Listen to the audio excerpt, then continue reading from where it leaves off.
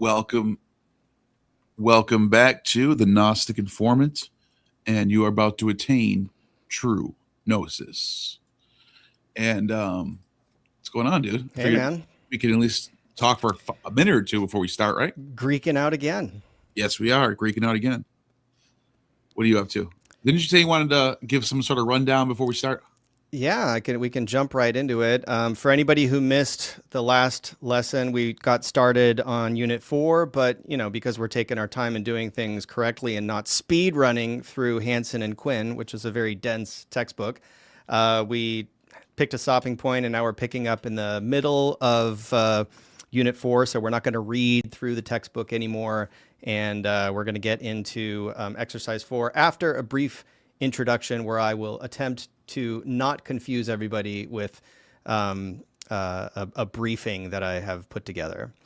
So if you can throw it up on screen. This right here? Oh, yeah. This is gonna... Okay, so this is the table that I put together. Here, all right. So this is going to be hard to see, but basically imagine this is like a bird's eye view, okay? And you have the different categories of the conditional clauses that we're going to be going over, which is basically if this, then that, right? So it's going to be the first categories could either be prospective or habitual, meaning it could happen in the future or it could happen on a regular basis. The Hansen and Quinn, this HQ column, gives you the categories of future more vivid, which is going to be subjunctive constructions. So basically, it's something that you think is likely to happen if a certain condition is met, versus the present general, which is also using the subjunctive. And the difference, the speaker perspective is live, directly entertained future possibility. If this happens, then this will happen, right? Whereas the habitual is just whenever something happens on a regular basis, then the result, right? So this is for repeated and general relationship in the present. Yeah. And the Greek examples are ean pempse, if he or she sends, paususin, they will stop, right? Whereas habitual is ean pempse, pausin, right? They are stopping. Really? So just that one sigma changes the whole entire mood, or is it called a mood? No, it's the aspect. So basically, yes, the sigma, in this case, this is a future sigma. In some instances, you'll see an aorist sigma, a sigmatic aorist, right? I have marked the sigmas in this document in red so that they pop out a little bit, okay? So this is the basic version. This is the version that is going to be more common in classical Greek than you'll find in the Hellenistic period, like in the Bible, with potential clauses that use the optative mood in the protasis and the if section of the if-then clause. And they also use the optative in the apodosis and the then clause that is going to be marked with on, which is this funny word that sometimes can actually be translated as ever. But in these clauses, they simply mark the apodosis, and we were talking about how it's kind of weird because in English we just don't have a word to translate it. But it's simply a marker that you're in this potential future less vivid condition. So this is a pempsean.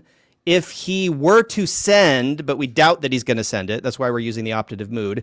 Pausaien on, right? Then they would stop, but they're not going to stop because we're using the optative mood. This is remote, imagined possibility, not in a fixed probability score. And sometimes we would say should in English for these kinds of conditions. For habitual, we're simply going to use the optative mood in the protasis and then the imperfect indicative in the apodosis. So here you can see a pempsean, right? If he were to send, and we doubt he's going to, epawon, then they would stop on a regular basis, habitually, right? It's like if we're doing war games every weekend, right? Mm-hmm. Lastly, we have the counterfactual statements that start with a, that use the imperfect indicative with a, mark the apodosis and on. Both of these mark the apodosis and That's on. Why this one's tricky, because they both have the same. Yes. And so here in this one, you can see there's no red letter sigma, right? So this is a epempen. So if he were sending or she were sending, epawon on, they would stop, or I would stop. This ending is a little ambiguous. versus if, had, would have. So unreal completed a epemsen. So if he had sent, right? That's kind of what you might say in English. Epausan on, they would stop, right? They would have stopped. They would have stopped in the past. This is a past counterfactual using the aorist aspect versus the present counterfactual using the imperfect. So everything clear? Just kind of you have to just kind of memorize, because it's more than just it says aeon and there's an or on. It's more than that. You have to kind of memorize if there's a sigma in the verb. Yeah, you have to pick up these patterns of what are you seeing in the apodosis? What are you seeing in the protasis?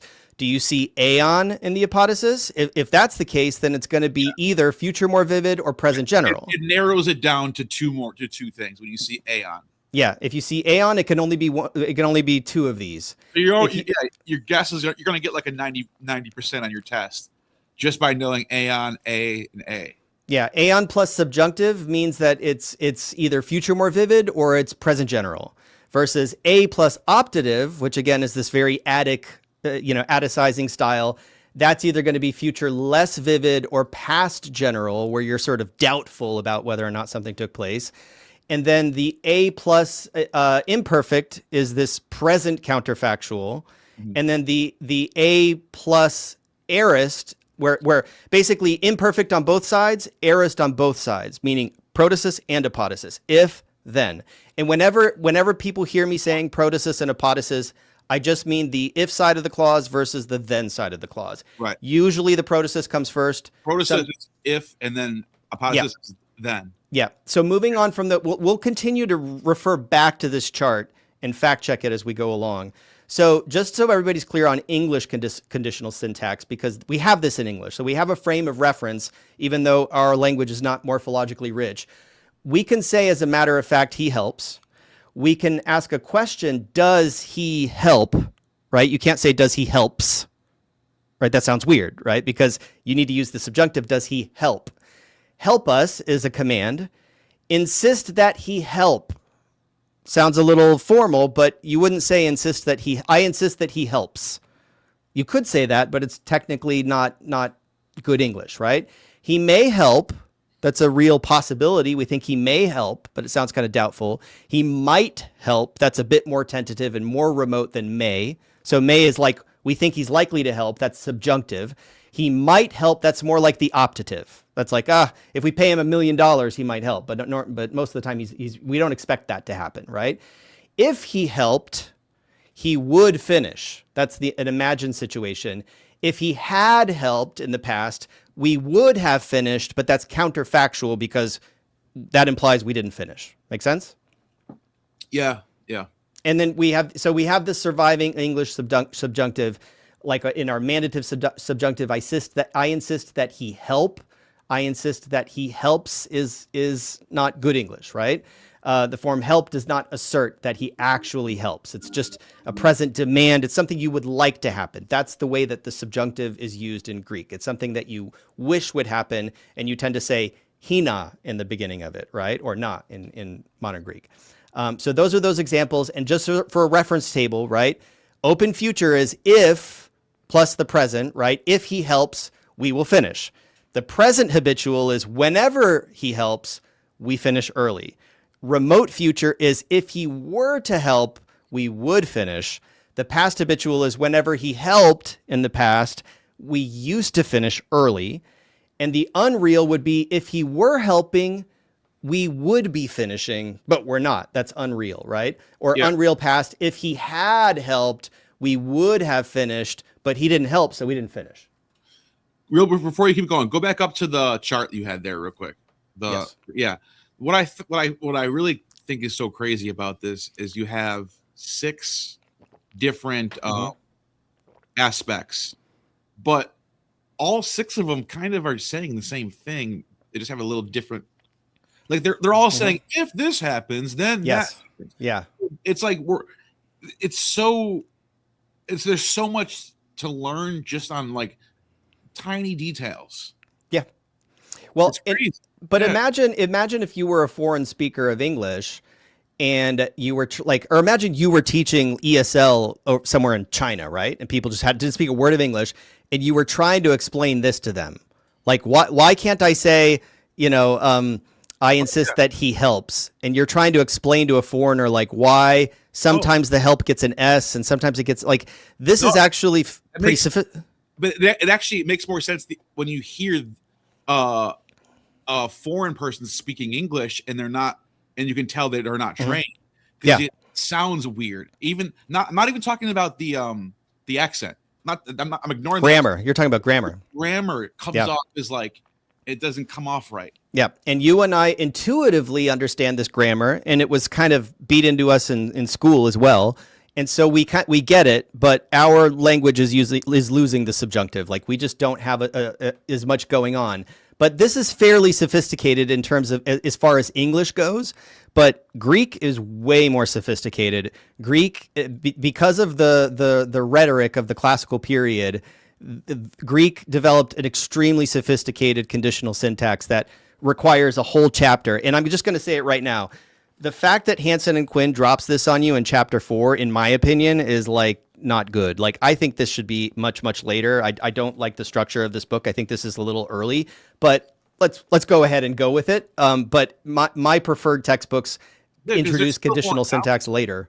There's still more nouns to do, right? Isn't there still more like they haven't? Yeah, we basically the textbook has not given you a whole lot of vocabulary yet. They've briefly run through grammar. There is a brief introduction to the optative mood in chapter 3, but it doesn't stick. It's like we're jumping into this a little cold. Now, before I get into the example sentences, and then we'll get into you doing the exercises, I want to jump over to these charts. So in the charts, this is what Neal and I usually use to sort of break out endings. And you can see in the indicative mood, the endings are o, ace, a, omen, ete, usi, right? With a movable nu. And then in the middle voice, it's o mai, a, etai, ometha, esthe, ontai, right? And for the prototypical Greek verb luo, to release or loosen or to loose, you know these already, right? Luo, lues, lue, luomen, luete, luusin, and then the middle passive. Now, when you get into the subjunctive, the way that you can tell the difference is all of a sudden, first of all, the omega doesn't change, but then in the U form, you get ace, right? Instead of ace here, you get this, right? So it becomes it just takes the diphthong, puts it into like a long vowel. Yeah, it becomes ace, right? And then here, if it's the aorist, you get a sigma as well. So the sigmas are in red to show that they kind of create this buffer between the root, the stem of the verb, and the endings that get tacked on. So o, ace, a, right? Luce, autos, luce, right? And then lus omen with an omega, omen, as opposed to omen, right? That we had in the indicative mood. Ete, the epsilon lengthens to an eta. And then here also the u becomes o. Right. And then we also have we have basically vowel lengthening happening in the subjunctive mood because we're going to be using the subjunctive, and that's why we have to review it.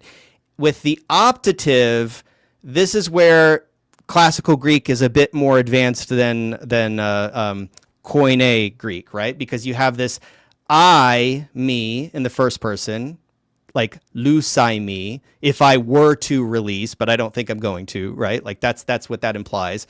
Luseas, you have a and then as. Lusein, lusaimen.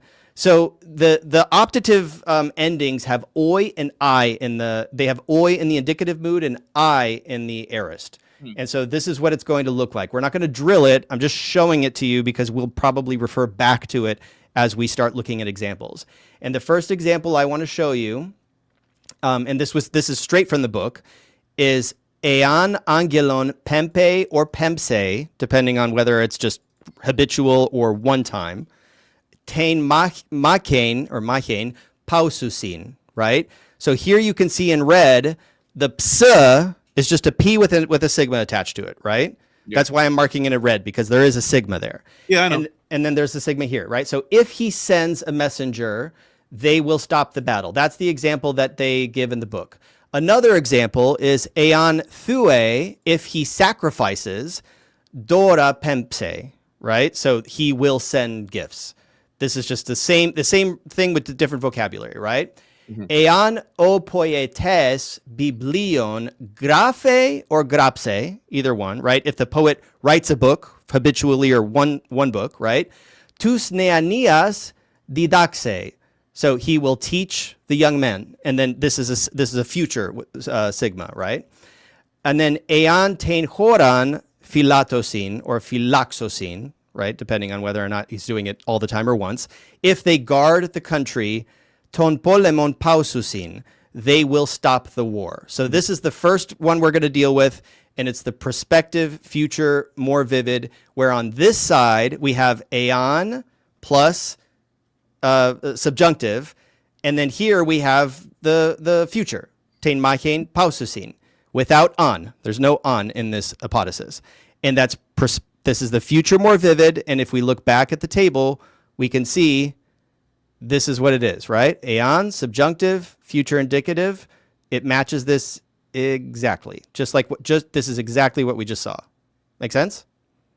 Yeah, it does. I already know I'm going to have, I'll just say this, like, It's tricky. Go back to the chart again. Yep. I know that it's easy when you see aeon, you can single it down to two of those aspects, but it's hard to know. It's like I have to keep going back to this chart to check. It's not easy. This takes a long time to memorize this stuff.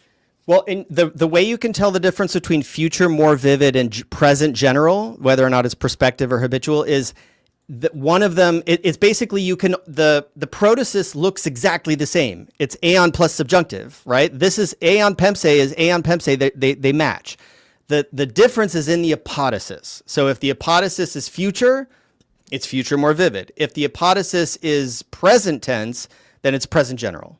That's how you can tell the difference, by looking at the apodosis. You have to identify the apodosis, because the protasis is like, they look exactly the same. In the potential and the habitual, it's the exact same thing. The protasis is identical. So you really are honing in on the apodosis, the then. If this, then this. Then, the then clause is what's going to clue you in as to what kind of construction this is. Yeah. Okay. So, and just so you can see what this is like in the wild, I'll skip through some of these other examples, just so you can see we do have this in the Koine period, right? In the Bible, 1 Corinthians 2:8, the wisdom which none of the rulers of this age has understood. Is this rare in the New Testament? It's not rare in the New Testament, but what's rare in the New Testament, let me go back up to the chart. What's rare in the New Testament is the future less vivid and the past general. You're not as likely in the New Testament period to get the optative mood. The optative mood is very rare in the Bible. To them, they're as far back from we're as far away from Shakespeare as they almost are to that. Yeah, basically maybe not as 400 years, but 200, 300 years. The optative mood, it dropped out. It had a bit of a re-emergence. There was a renaissance in the second sophistic and the third sophistic of Hellenistic period writers trying to sound like they were writing in Attic Greek, emulating Attic Greek. What is it called? The second sophistic and the third sophistic. Yeah. Yeah, people like like Lucian, like people who wanted to elevate their style to the level of Attic Greek. They show off how educated they were. Yeah. So they started bringing back you can find the optative mood in like Plutarch, right? Plutarch is technically Hellenistic Greek, but he's writing in a style that's like better Greek, quote unquote, than the Bible. Koine literally means common. It's like, yes, but there's different registers of the Koine. So there's like low level Koine and there's high literary level Koine. Sure. And the Bible sort of falls on a spectrum depending on who's writing. And so if you're looking at Paul has some sophisticated rhetorics, like he says, "Egar egnosan," right? If the wisdom which none of the rulers of this age had understood, for if they had understood it, they would not have crucified the Lord of glory. Oh yeah, there it is. Yeah, there it is. Yeah. So here you have the a clause with the egnosan, right? Had they? So it's it's counterfactual because they didn't understand. They didn't know that the demons that crucified Jesus. They didn't know that that he was the Lord of glory. And had they known, right? Uk an ton kyrion or ton kurion tes doxes estaurosan, right? They would not have, but they did. Let me guess. Don't tell me what this is. You didn't tell me right? No, I didn't tell you. All right.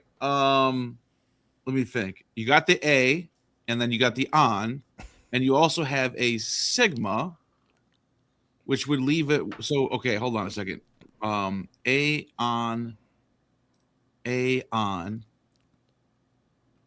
then the sigma. So this would be counterfactual. Yeah, this is past counterfactual. Okay. I'm getting there. Right. All right. So it's used. So you can immediately apply this to certain passages in the Bible. That's first. So that was 1 Corinthians 2:8, and then 1 Corinthians 15:13 through 14 is also interesting.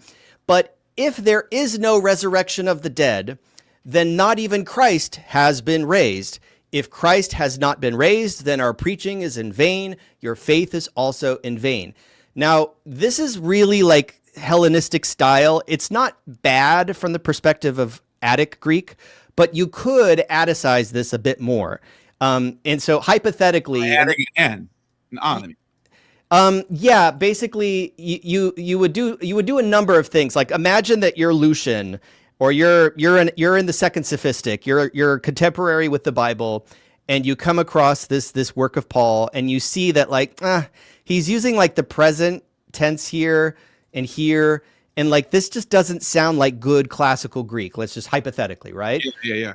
Because you have the uk in the protasis, and as we saw, the protasis should be negated with may.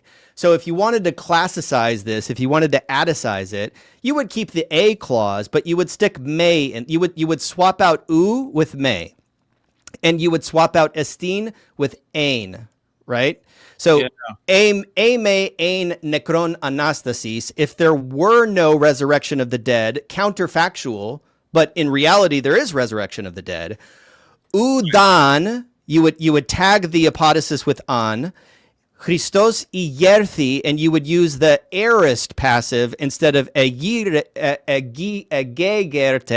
or egegertai. Sorry, you would use egerthe, and you would say then Christ would not have been raised, or would not have even been raised, right? If there were no resurrection. So you could reframe this as a counterfactual if you wanted to elevate Paul's style to the level of classical Greek, because right now Paul is not using like a super formal language, right? He's not, and you would insert these ons, and it's kind of a shit poster on Twitter. Yeah, it's like he's not, Paul can flex his rhetoric when he wants to. He's not using a really prototypical classical construction here. This is more like street. Plato would probably gag if he read that. Not necessarily, but basically what he's saying is, if there's no resurrection of the dead, what he's doing is he's granting for the sake of argument that there is no resurrection of the dead. So he's not giving a counterfactual. Then not even Christ has been raised. So he's declaring that in the indicative mood, Ude Christos egirte. He's saying that Christ has not been raised, right? As like just on face value, he is contradicting the core premise of Christianity for the sake of argument. That's not really the way that classical authors would have written typically. They would have used a counterfactual conditional statement. Make sense? Yeah. Oh, yeah.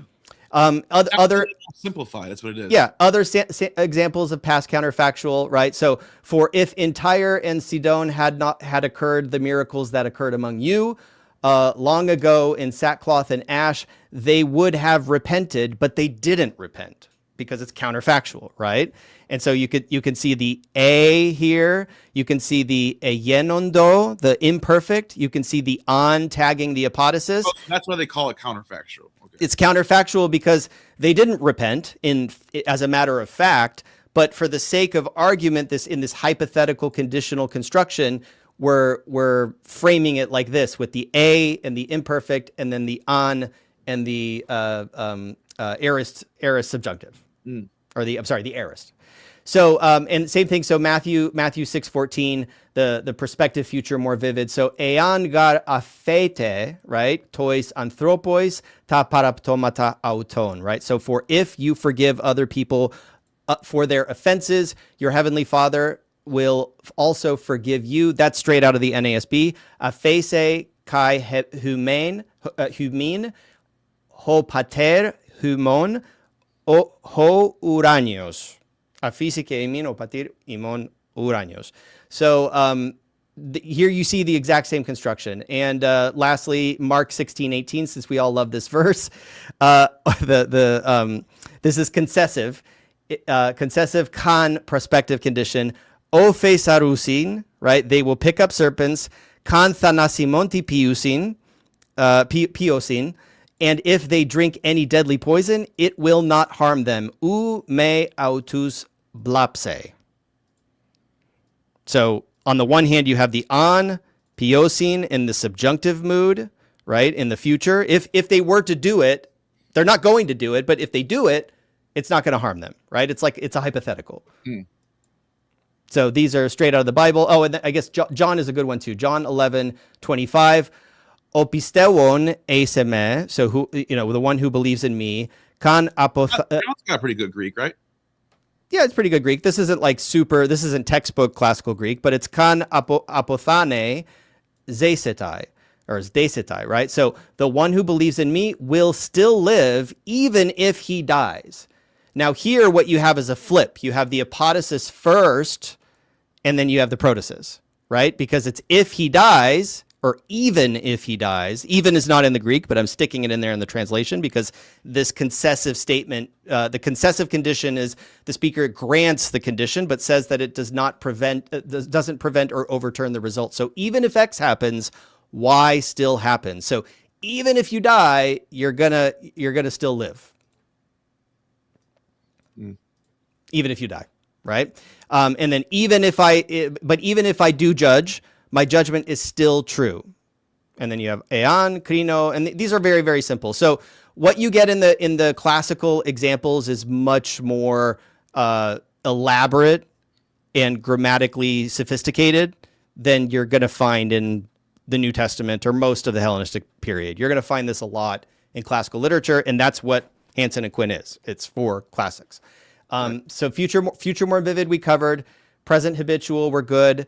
Ean angelon pempe. So if he ever or whenever he sends a messenger, ten machin pausin, they always stop the battle habitually, right? If whenever he sacrifices, he sends gifts. Ean thue dora pempe, right? Ean hopoetes biblion graphe, right? So whenever the poet writes a book, or if he ever writes a book, he teaches the young men, tus neanias didaske, right?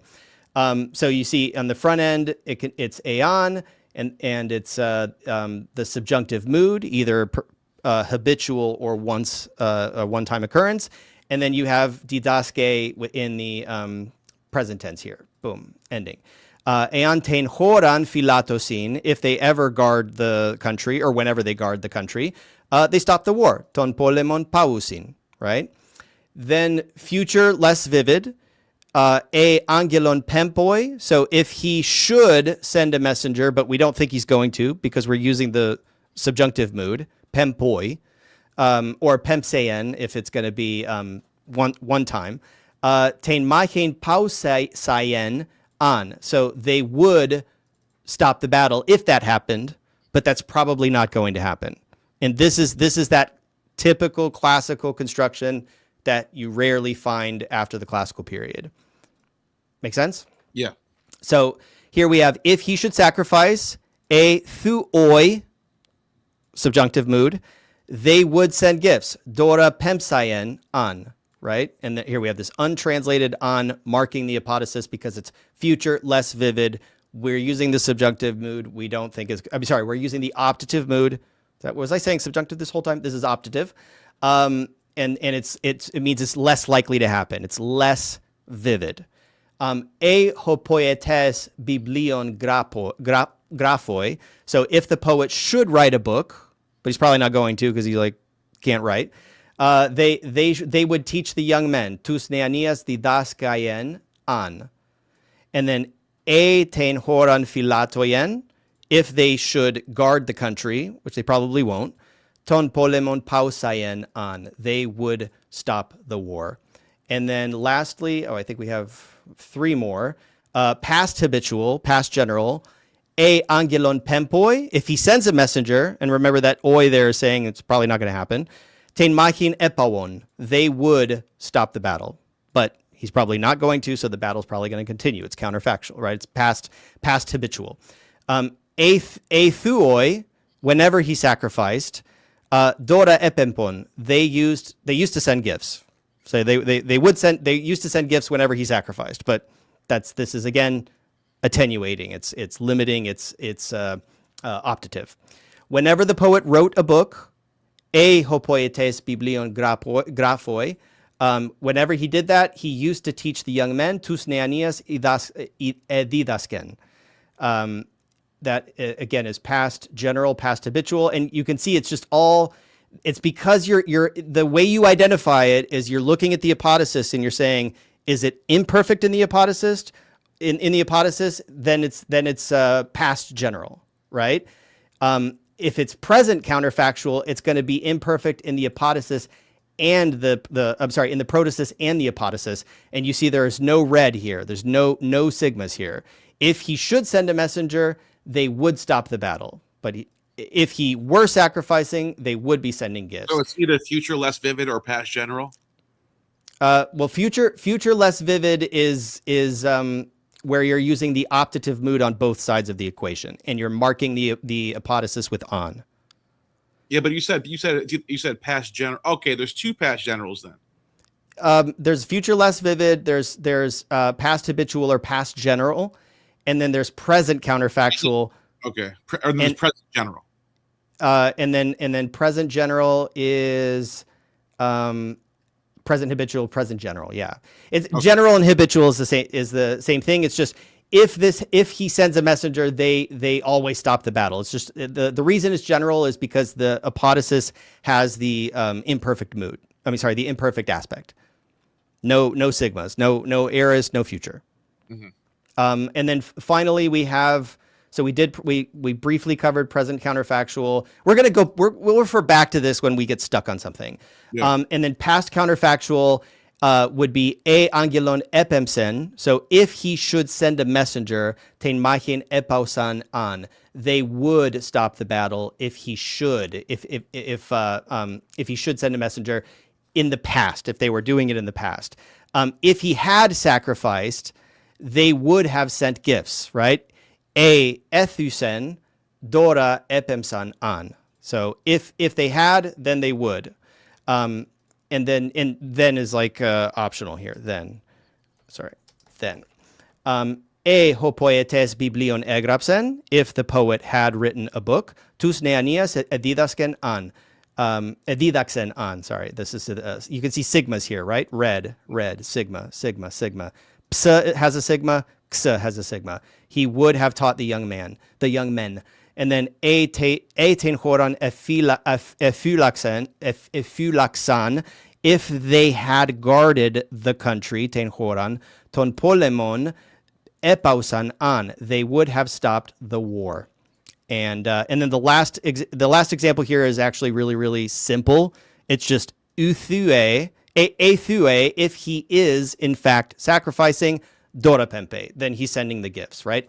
If this is happening, then this is happening. There's no conditions. It's just like an open, a neutral example.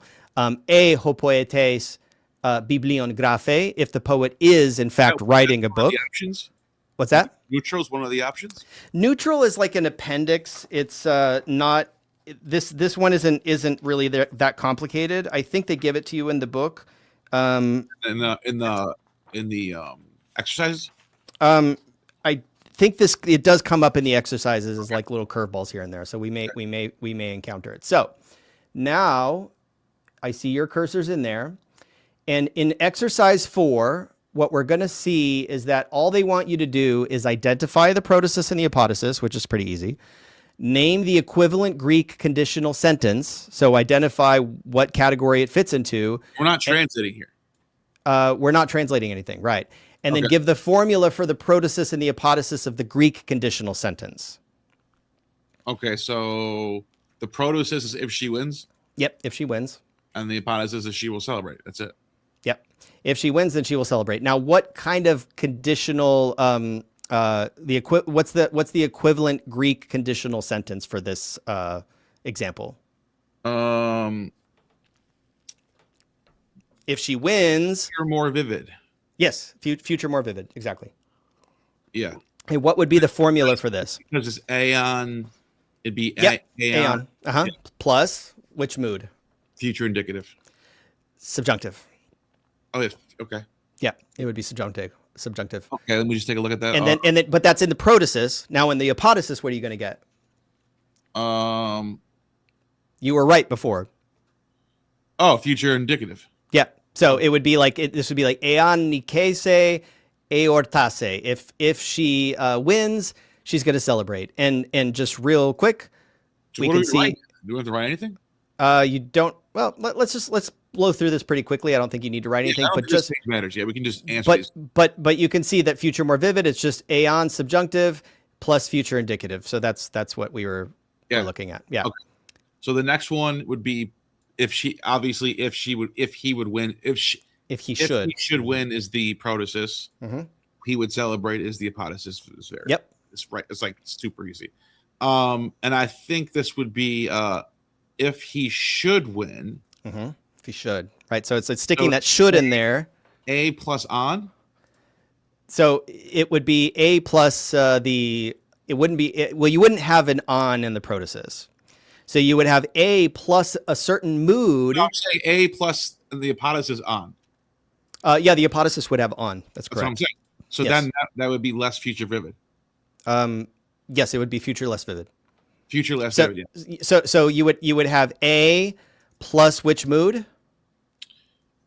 Optative. Optative, yeah, optative, and then you would have the on the other side of the equation you would have the optative. Oh, sorry, Plus on. Optative plus on. That's what it is. All right. If she wins. Okay. That's obviously the protasis. Mm-hmm. And then she celebrates as the apodosis. Yep. So this is kind of saying like if she wins every weekend when she plays golf, she celebrates. She has a beer, right? So what are you going to see? What do you think this feels like to you? Also future indicative, right? Well, it's not future because it's like she's doing it all the time. She's winning. She's present. Celebrating. Present. Yeah. So aeons plus subjunctive. So it's present general. And yes, you're going to say aeon plus subjunctive. Very good. Yeah, I was just gonna say present general. Yeah. And then what's on the other side? What's on the present indicative. Yep, present indicative. Exactly. Okay, and then if he won. If he won is the protasis. Yep. And then he celebrated is the apodosis. Yep. And you can see we're using past tenses here in English, so we can kind of infer what it's going to be. Yeah. So let me think here. If he won, that's in the past. Mm-hmm. So let's just put that out there. It's in the past. Pass. But it still starts with A, right? A? Yeah, it's gonna be A. Sorry, A. No, okay. A plus hold on a second. I'm just gonna look at that chart real quick. We don't have to wait, I can click on it right here, right? You could go look at it, yeah. We don't need to show it to the audience. But aren't you showing my screen? Or no, your screen is. I'm showing my screen. So if I showed my So right now, just so they know, I'm looking at this. But they don't. You can go back to the just. I'm just letting you know. It's fun. I think it's fun to. I don't want to. I'm not trying to be like cheating or anything. I'm literally. I can't. If I need to look something up, I don't look it up. Yeah, and just so everybody's aware, like I would never blame anyone for looking at that at a table. You can't memorize all this in 1 second. Yeah, Possible. All right, so this is past. So past. So A plus past. Where is it? What is it called again? I'm a little bit confused on because it's not imperfect, right? No, it's really just a you would say it's like past general. So A plus optative right here. Yeah, it would be this A plus optative, and then I should have saw that. I don't know why I didn't see that. I was looking for that. Yeah, and so pass it. Okay, there we go. A plus optative, and then imperfect indicative. So it's past general. Yes, exactly. Past general. Yeah. Okay. General, A plus optative, and then imperfect indicative. Okay. Cool. All right. So if he were winning, he would be celebrating. If he were winning, he would be celebrating. That's imperfect, obviously. If he were winning, A plus perfect. Yeah. So imperfect is going to be. Get that. Okay. So if he were winning, he would be celebrating. So this is going to be A, right? Plus imperfect. That's what you identified. And then it's got, and then he would be celebrating. And then imperfect indicative. Yep. Indicative plus on. On, right. So present contrary. Yeah. So this is exactly. It's the same thing. Yeah. Present counterfactual, or something you can say contrafactual. Yeah. Yep. That's what it is. Yours is like blocked off a little bit. That's cool. Okay. So if she had won, she would have celebrated. Obviously, we have to keep saying what the protasis is. Obviously, we know. We know with the if and. This is the protasis. This is the apodosis. I'll say it again. All right. So now, if she had won, had is the big clue. Past. Yeah, past. Oh well, it's in the air. Isn't that the aorist though? But yeah, but if you think about it, it's yes, it is going to be the aorist. So let's just label that. So it's A plus aorist. And aorist indicative plus on. Yeah, exactly. Aorist indicative plus on, which is which kind of past contrafactual? Yeah, contrafactual or counterfactual, right? It's just that because she didn't win. If she had won, she would have celebrated, but she has no reason to celebrate because she lost. She's a loser. Exactly. He loses an hour's pay if he's late. That's a good one. He loses an hour. So if he loses an hour's pay, is that the protasis? It's no, it's backwards. It's backwards. All right, okay, now I get why they're making you. Okay. Yep. If he is late, that's the protasis. Yeah. So you could rephrase this. You could say, if he is late, I got you. Then he loses an hour's pay. And this is a weird. Remember this occurred to me is like you're asking, well, why do they need the and there if it can't be translated? It's sort of like the word then. You can say if he's late, he loses an hour's pay, or you can say if he's late, then he loses an hour's pay. Then is an optional word in English. Yeah, I guess you're right. But in Greek, on is not an optional word. Yeah, that makes sense. That was a good way to phrase it.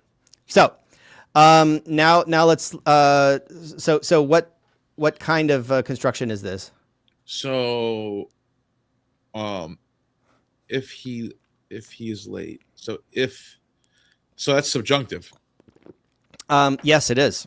And then would we have a or aeon? Aeon. Yeah, aeon.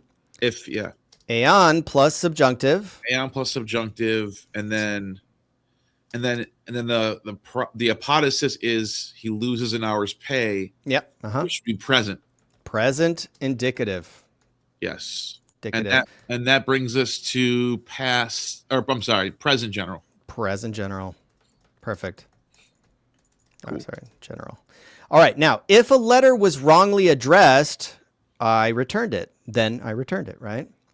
If a letter was wrongly addressed, so that one's back in order again. If letter is wrongly addressed as the Protasis, I returned it. Which the Protasis is the if the letter was what is it called again? Let me just look at it again. Optative. Yep. So it's A plus optative on And one then- side. Yep. And then the Protasis, I returned it. Isn't that's imperfect? Perfect. Yeah. So there's the imperfect indicative, and then this formula gives us which kind of construction? I'm just going to take a look at it real quick. It gives us the past general. Yep, past general. Boom. Cool. Now, you will be sorry if you do that. You will be sorry is the Apodosis. Exactly. It's a reverse construction. Yep. And then if you do that is the Protasis. Okay. Yep. So let's start with the Protasis then, obviously, right? Yep. If you do you that, will be sorry. we'll start with the Protasis. If you do that, Okay. If you do that, would be if and if you do that. And careful not to say aeon. Sorry, not say aeon. It's aeon. Aeon. Yeah. Subjunctive. Yep. Subjunctive. And then You will be sorry. You will be sorry. Future, obviously. Yeah. Will. Future indicative. So it's a indicative statement. And so that's more vivid future. Yep, that is future, more vivid. So you can see that the word vivid there is really just describing the potentiality of something, right? It's like the truth value of it. It's more certain. It's more vivid. If you were having fun, you would not be so anxious to leave. Protasis is you were having fun. Apodosis is you would not be anxious to leave. Yep. And clearly this person is not having fun, right? What do you mean? Well, if you were having fun, you wouldn't be so anxious to leave implies that you're anxious to leave and you're not having fun. Yeah. What is this? Is this if you were? Yeah. So that's past, you were? This is the tricky thing. And let me, I think I should probably reintroduce, how do I get the index. So for this kind of counterfactual, present counterfactual, I'm just going to give it away because you can see that both of these are imperfect on either side of the protasis and the apodosis. And the imperfect is a past tense. So it's like you get past tense on either side of the formula. So it's a plus imperfect and then imperfect with on, if, were, would. It's unreal. So it sounds like the past, but it's imperfect. It's phrased like the past with the imperfect, but it's actually it's a tricky one. Yeah, it is a tricky one. But in reality, it is a present counterfactual, even though it is. It's Go back to the chart again. I'm sorry. Which one is it?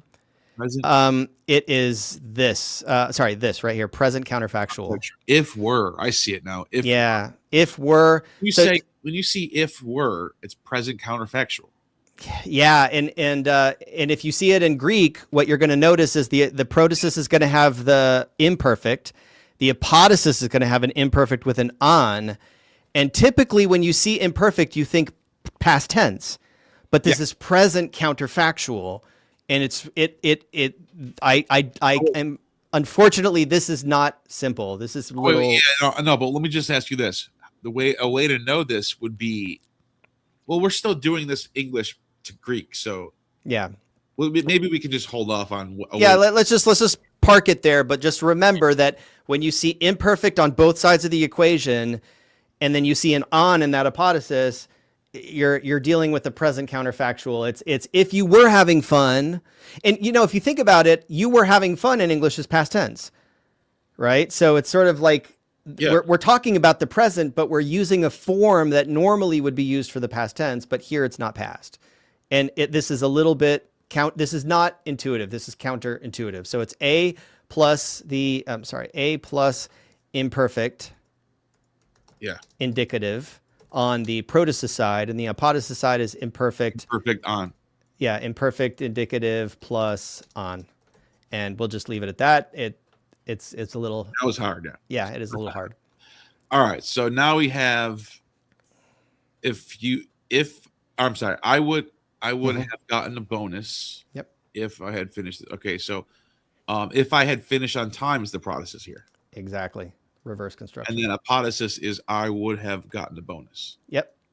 So let's start with the protasis. If I had finished on time, is the aorist. Yep. So it's A plus aorist indicative. And then the apodosis is aorist indicative plus on. Yes. Exactly. Plus on. Which is past counterfactual. Exactly. Past counterfactual. One more. All right. One more for this section. I don't like these. I want to. They're a little uncomfortable. They're weird. They're like but this kind of gives you the context of what we're actually trying to get across when we say these things. Yeah, and you can see why studying foreign languages delays the onset of dementia, because it gives you these brain exercises. Yeah, it's a documented fact. Every week. All right. Okay. If it should snow tomorrow, what would you do? So this is back to normal. If I should snow tomorrow is protasis.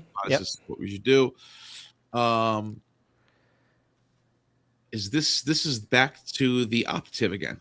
Yeah, and imagine we're saying this in the beginning of August, so it's probably not going to snow tomorrow. So yeah, so A plus optative. Yep, plus optative. And then optative also plus on. Yep, plus on. And that's optative plus optative is.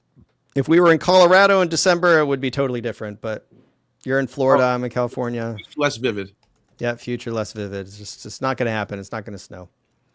Yep. All right. So now we have to identify conditional sentences and translate. So this is a bit more fun. Why don't you go ahead and read this?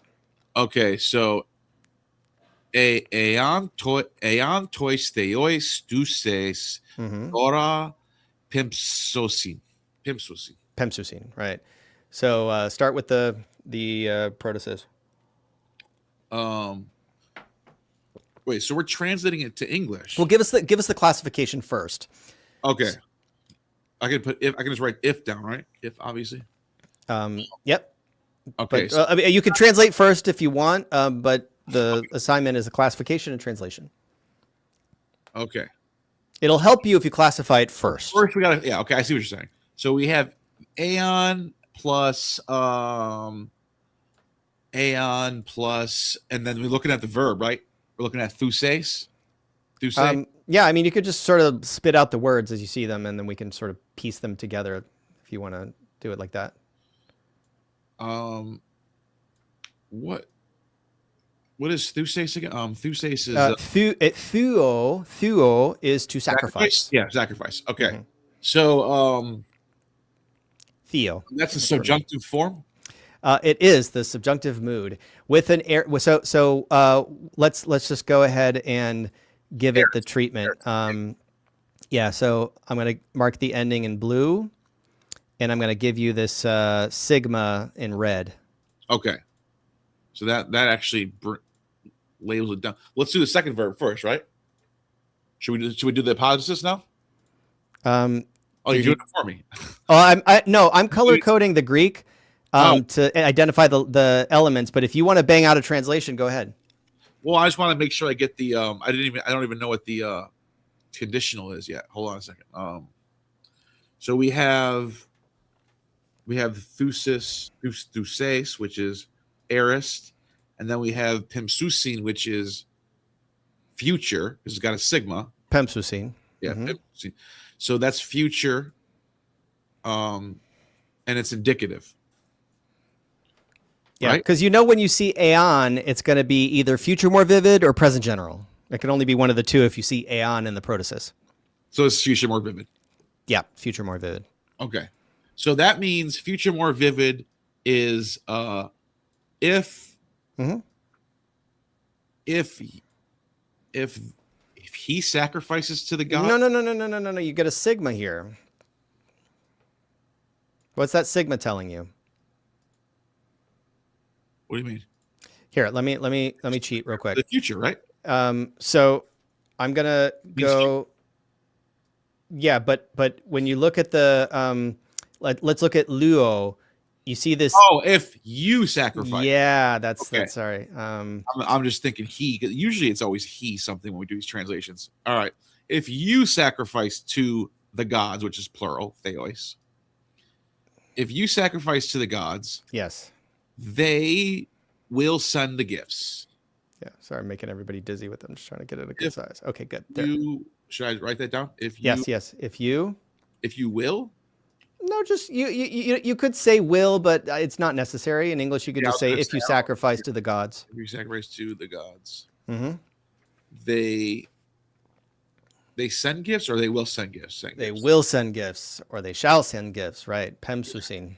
Okay. And just so everybody's aware, this is just ps together in a ps. Yeah. Yeah. So, the root is pemp. Right. So a. I got it. A. What's that noise? Oh, sorry, it's my Amber Alert on my phone. Oh yeah, that happens over on my phone all the time. Okay. So the next one is a tois theois tu site ora pimsayin on. Yeah, Dora. And so here I'm going to continue giving you these red sigmas and red psas, right? Just so we could start seeing the pattern here. I'm going to mark this green. Is we got a dative 2. Almost doesn't even matter. It doesn't even matter what the noun is. The noun? We're not even thinking about dative or. You know what I mean? Because it's like the last thing you have to worry about when you're doing these. Well, yeah, you're kind of beyond that, so you're pretty good with the dative at this point. Yeah. I'm just saying it's just weird how we're not even thinking about. But can you identify the mood that you're seeing in these verbs? The which one? Thusaite? Thusaite and pemsayin. That is the optative. It is the optative mood. Yeah. Optative, and it's aorist. And it's aorist. So that means optative. So we have aorist aspect. So that means we have a plus optative. Should I write that down, or do you want to? No, just call it. You don't need to write it down. Just translate it. A plus optative, and then that's on the protasis side, and the apodosis is the apodosis plus on. Yep, optative plus on, which condition? Less vivid. Yeah, future less vivid. Future less vivid. Yeah. Now you can translate it because you've identified it. So, if obviously, if and it's once again it's you, or plural though. Well, it's you plural, or it's like y'all. Yeah. If y'all sacrifice, I'll give you a little apostrophe there. If y'all sacrifice to the gods, yeah, they will send gifts? No. I might do it. You could say they would send gifts. You could say they might send gifts if you sacrifice to them, or they'll just strike you down with lightning bolts. It's sort of, it's the optative. Yeah, they would send gifts. But why is that? This is what I got confused about last week. Why is it really that big of a difference to say will or would?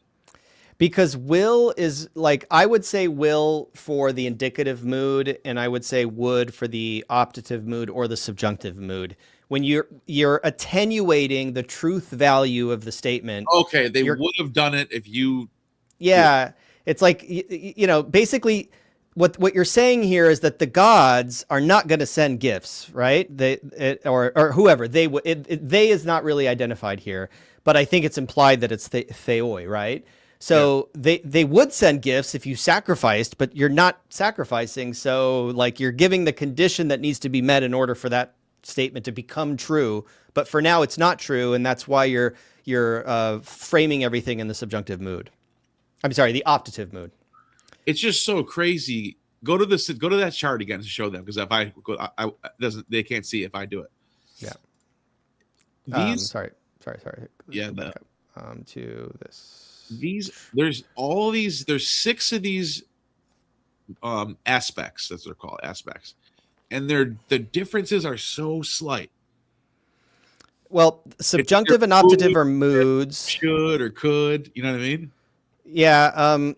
So the aspects are the future indicative is an aspect, the present indicative is an aspect, the imperfect is an aspect, and the aorist is an aspect. Right. Those are the 4. There's four aspects. Let me rephrase that. There's a big difference between, for example, future more vivid and past counterfactual.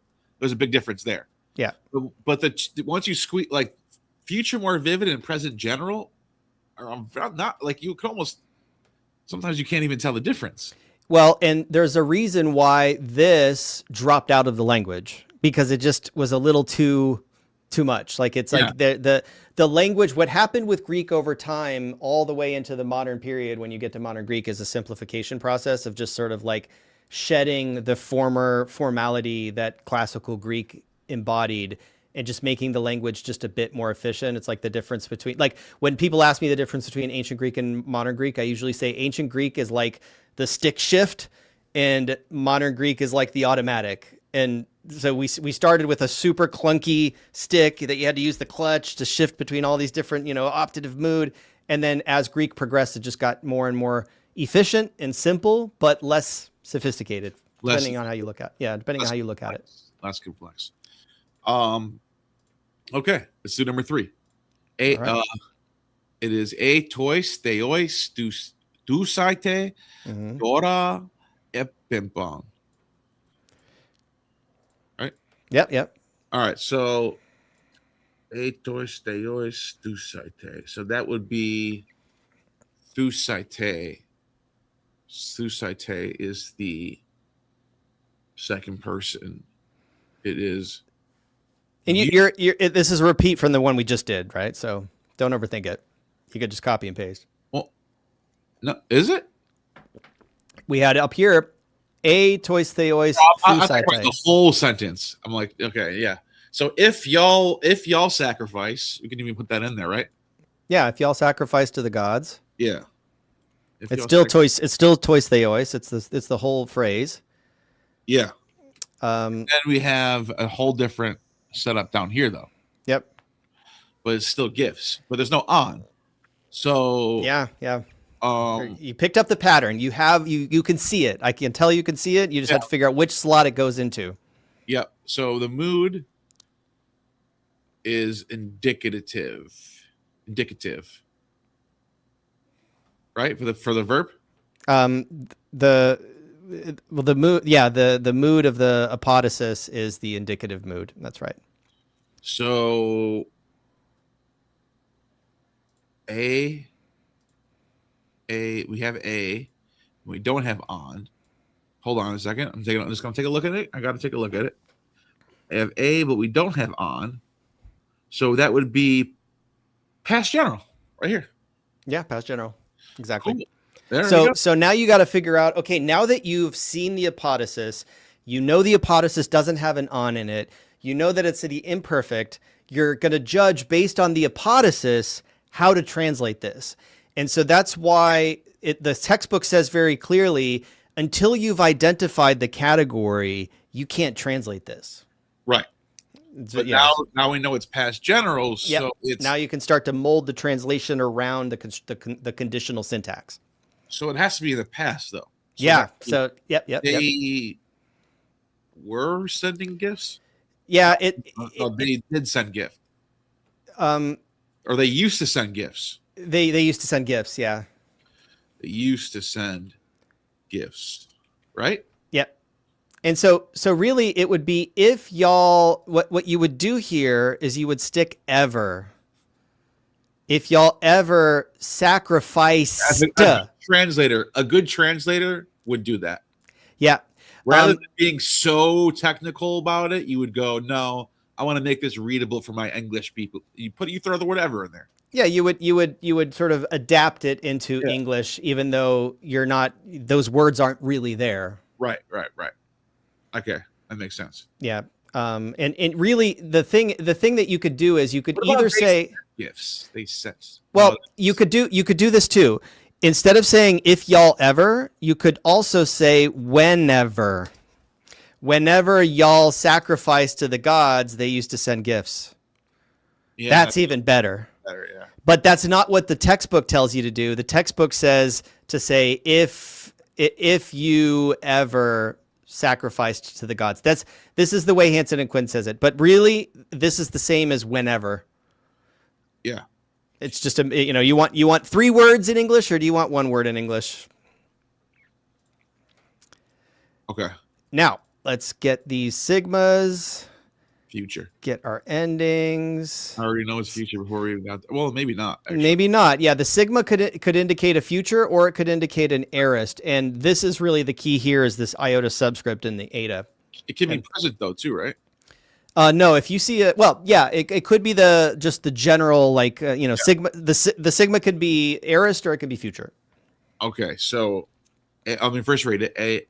Aeon, tois, deois, douces. Yep. Dora, pempusin. Pempusin. Yeah. Pempusin. Yeah. Pempusin. Pempusin. Yeah. For first, let's start with the Protasis, which is the douces, which is aeon. It's a singular. What's I?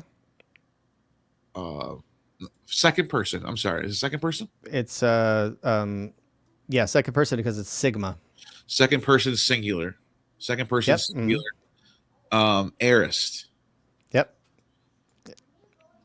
Aorist. And then what mood is it? That is subjunctive. Subjunctive, because you have the eta with the epsilon augment rather than a. Sorry, it's not a, it's a. Yep.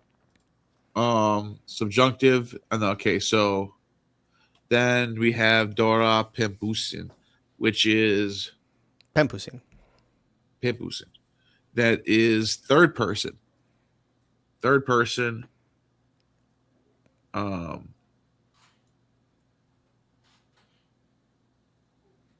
Present, right? It is present tense. Is it singular or plural? Plural. Plural. There you go. So that's plural. Okay, and then that's indicative mood. It is the indicative. Yeah. Oh, super chat. At Lux in Tenebris 8 dropped $2 super chat. Beware the hypotenuse hippopotamus. Beware the hippopotamus. Good one. That's a good one. Nice. Thank you for that, man. Okay, where was I? Oh yeah, so we got the indicative mood and the subjunctive mood. Yep. So aeon plus indicative. Oh, I'm sorry, aeon with the subjunctive. Yep, aeon with the subjunctive, which doesn't tell you much because you got to look at the Apodosis. And then, which would be indicative with the present. Yep. So that's present general. Present general. Yeah, that was there. Easy. You go. Yep. I like that one. I like this present general. It's easy to see it. Yep, and it's just like you can start it out with whenever, just like we did before. Lux in Whenever you sacrifice to the gods. Super chat. Yep, exactly. The hypotenuse hippopotamus. Oh, that came in late, didn't it? That it came in late. I'll pop it back up for a second. Thank you for that. So yeah, start with whenever. Start with whenever. Why is my typing? Oh, there it goes. Yeah. If you ever or whenever you sacrifice to, is it gods plural? Yep, to the gods. Whenever you pass it to the gods, they send the gifts. Yep, they send. Well, it's not the gifts. They send gifts. Yeah, they send gifts. Yep, and then you can see that like the difference here was like we used the optative and we had the imperfect, and now we have the subjunctive plus the present indicative. So that gives us all the ingredients we need for the present general, and it's habitual. Okay. E tois theois ethusate dora epamsan an. Yep. And so I'm going to start marking these sigmas. I got a sigma here. I got a pussa. Got a sigma here. So those give us some clues. Podcast has become initiated. Theta epsilon sigma alpha. Ooh. Theta iota nu delta sigma kappa alpha lambda omicron epsilon lambda lambda eta nu iota kappa nu. Is that modern Greek? Lambda alpha. It is modern Greek. Derek, what are you doing with this modern crap? Thessalithino daskalo elinikon elado. So if you want a real Greek teacher, come here. And I do teach Greek classes. He went on Google. He went on Google and said, "Give me this." And he got modern Greek. That's so funny. Yeah, Thes is short in modern Greek is Athenaze. That is so funny, dude. I would made my whole day. By the way, House of Dragons on tonight, Derek. You know, you're gonna watch that. I can't wait. There's only 2 episodes left, dude. Oh, you went to ChatGPT. You could have got the ancient. Yeah. So basically, if you ask ChatGPT how to say something in Greek, it's going to give it to you in modern Greek. But if you ask it how to say something in ancient Greek, it usually will do a pretty decent job. Yeah. So, so go ahead and knock this out. I think you can see the on, you can see the a, you can see the A plus sigmas. Well, hold on. So we got a plus ons off the bat. I'm not even before I even read it. When I see a plus on, it's only there's only 2 things. It's 3 things it could be. Yeah, it's 3 things it could be exactly. It could be either future less vivid, present counterfactual, or past counterfactual. Yeah, but the key here is that you see this red on both sides of the equation. There's aorists, like you get if aorist, then aorist. So that means it's counterfactual. Yeah, and it's wait a minute. There's ways you can tell what it is before you even translate anything. Yeah. So I don't even have to. I'm already like halfway there just by seeing this. Yeah, because just so everybody can appreciate this, like how easy this particular one is, you can see the only thing on the chart that has aorist on both sides is this bottom counterfactual, the past counterfactual, aorist. Yeah, and that's then because show them how I singled out those 3. Just tell them that real quick. By the way, thank you, Neal, for the 20. I really appreciate you. What 3? Just explain to them why I said there's only 3 left. Maybe they're wondering, how did Neal know that? Because you see a and on. A and on. So you were kind of narrowing it down by deduction. So is it future less vivid? Is it the present counterfactual, or is it the 3? And then you said, but look, Neal, there's an aorist in there. Yep. And there's only one aorist. Boom. I was able to figure it out just by looking at a couple of details in the sentence. Yes, exactly. And the problem with this type of methodology is we're not learning how to read. We're learning how to technically translate shit. You're learning how to decode. This is the grammar translate method. It's great. But it's not, if you want to be a reader, this is not what you want to do. Yep. Now I know what Luke means. Now I know why Luke told me when he told me. When I was like, I'm going with Hansen and Quinn. He was like, Hansen and Quinn is a little painful. Yeah. Yeah. I was like, why? I'm like, he's like, you need to go to, and he said, what is it called? Athenaze. He probably said Athenaze. Yeah, Athenaze. Yeah. But yeah, I call it Athenaze. Yep. Anyway, it means to Athens. That's what it means. Yeah. On the way to Athens. So now that we have it done, now that we know it's past counterfactual, yep, we can pretty much translate it now. We can just go to if you had sacrificed to the gods, right? Yep, if you had sacrificed to the gods, and then they would send gifts. They would have sent gifts. They would have sent? Yeah, so basically y'all didn't send any sacrifices to the gods. So they would have sent the gifts. Yeah, they would have, but you didn't send any you didn't make any sacrifices, so you're screwed. Past contrary, yeah. Yep. It's past. So So it's contrary to the fact, but it's in the past. yep, Got it. exactly. So now we're looking at no sigmas here, right? No sigmas. You also have a plus on again. And you have a plus Now- on. So now we know it's down to 2. Mm-hmm.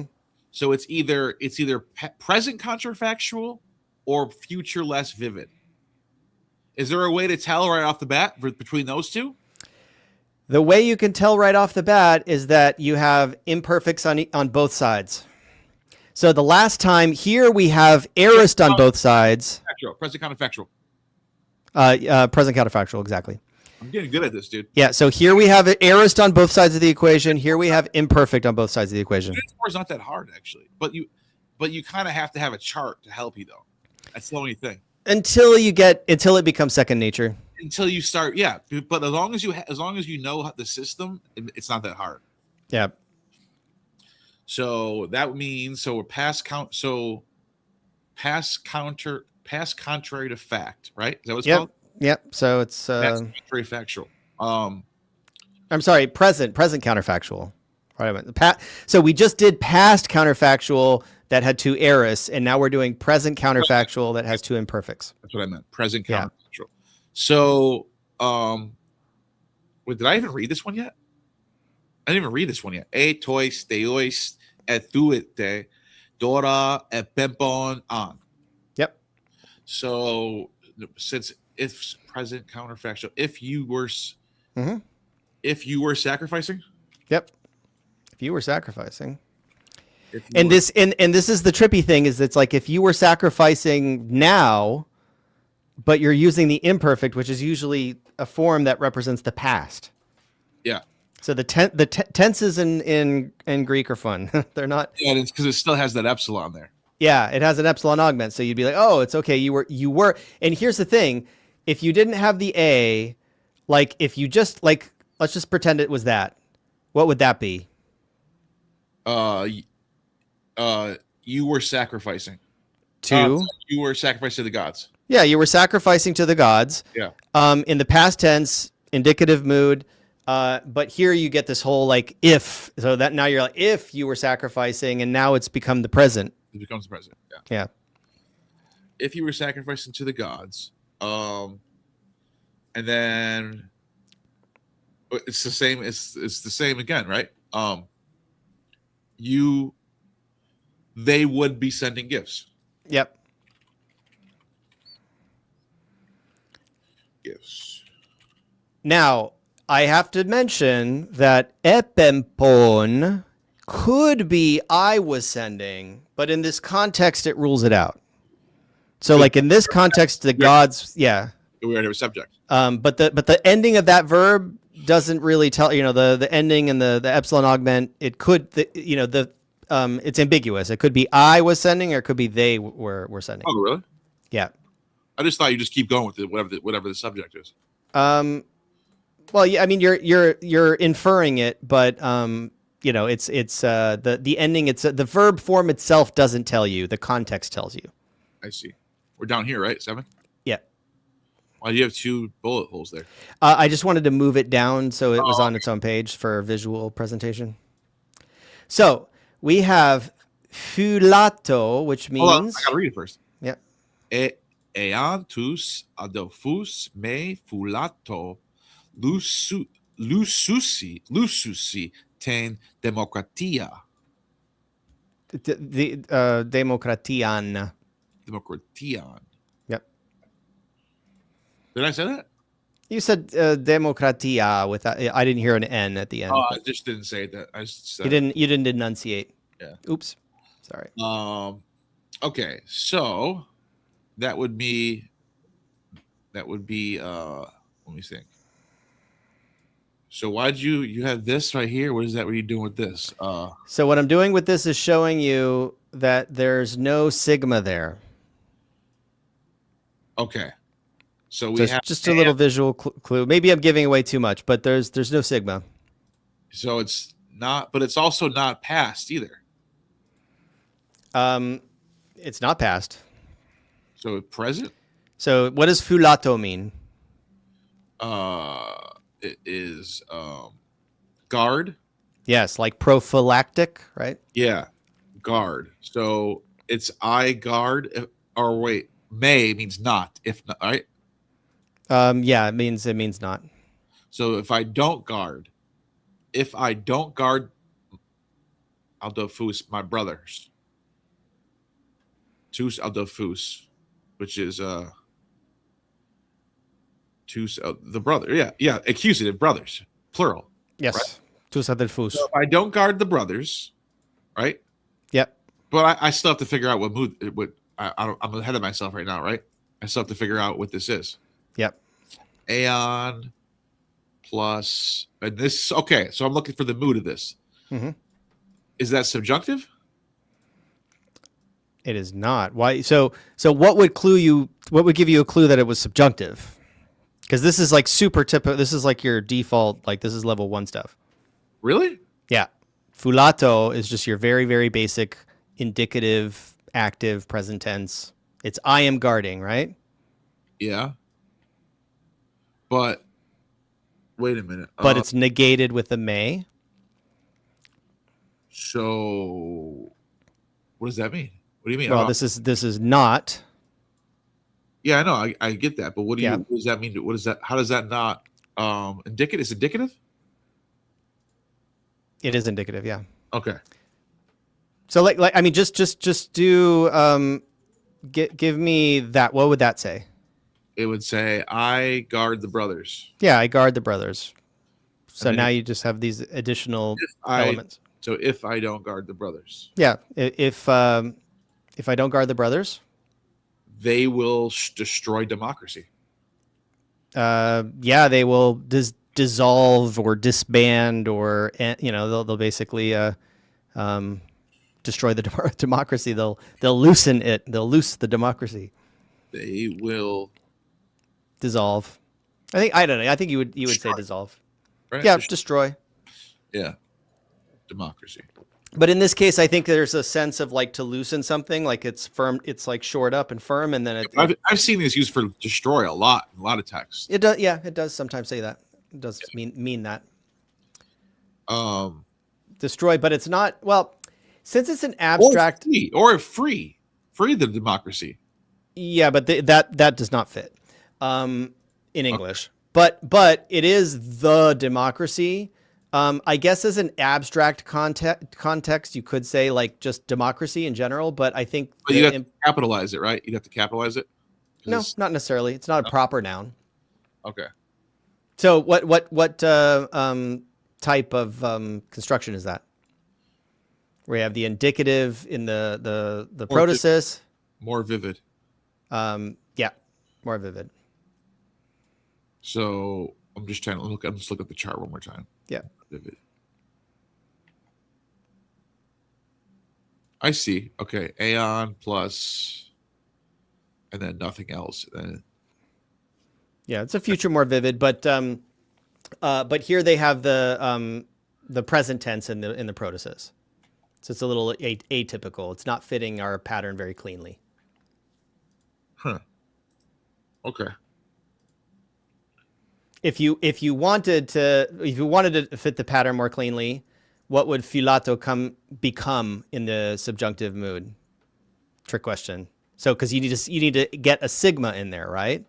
So what happens when you tack a sigma onto this double T?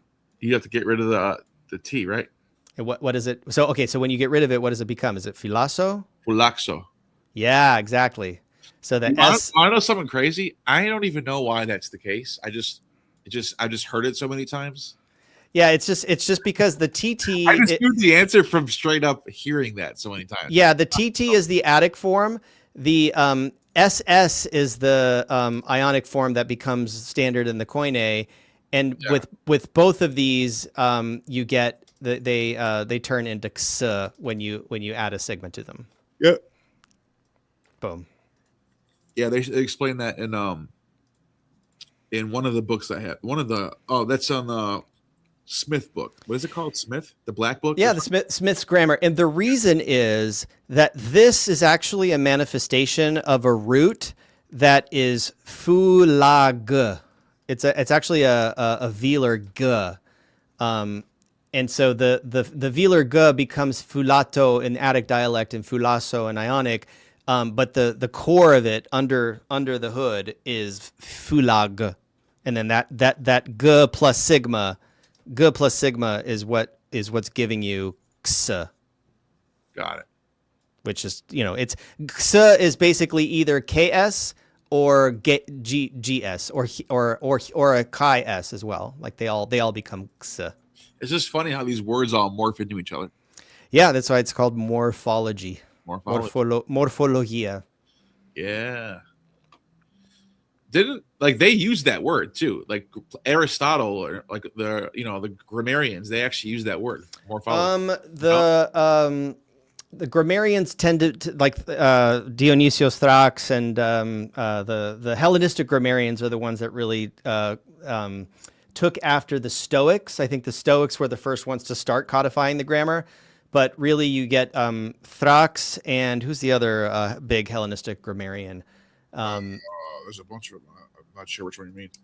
Well, there aren't that many, but they're in the Hellenistic period. And the Hellenistic period. You're right. They're most of them. The Hellenistic grammarians are the ones that really really set the grammar for the grammatical terminology we use today. For the most part, was codified in the Hellenistic period. Yeah. Hold on a second. Just put my camera back on. So, all right, what are we on now? Let's do this. So, tus adelphus, you want to do? Yeah, tus adelphus effulaton uk an eluan ten demokratiam. Demokratian, right? Demokratiam. That was funny. That's funny how Derek dropped in a modern Greek phrase. Yeah, well, I speak modern Greek, so that helps. True. That's true. Yeah. That's what Apollonios Díscolos and Dionysius Thrax.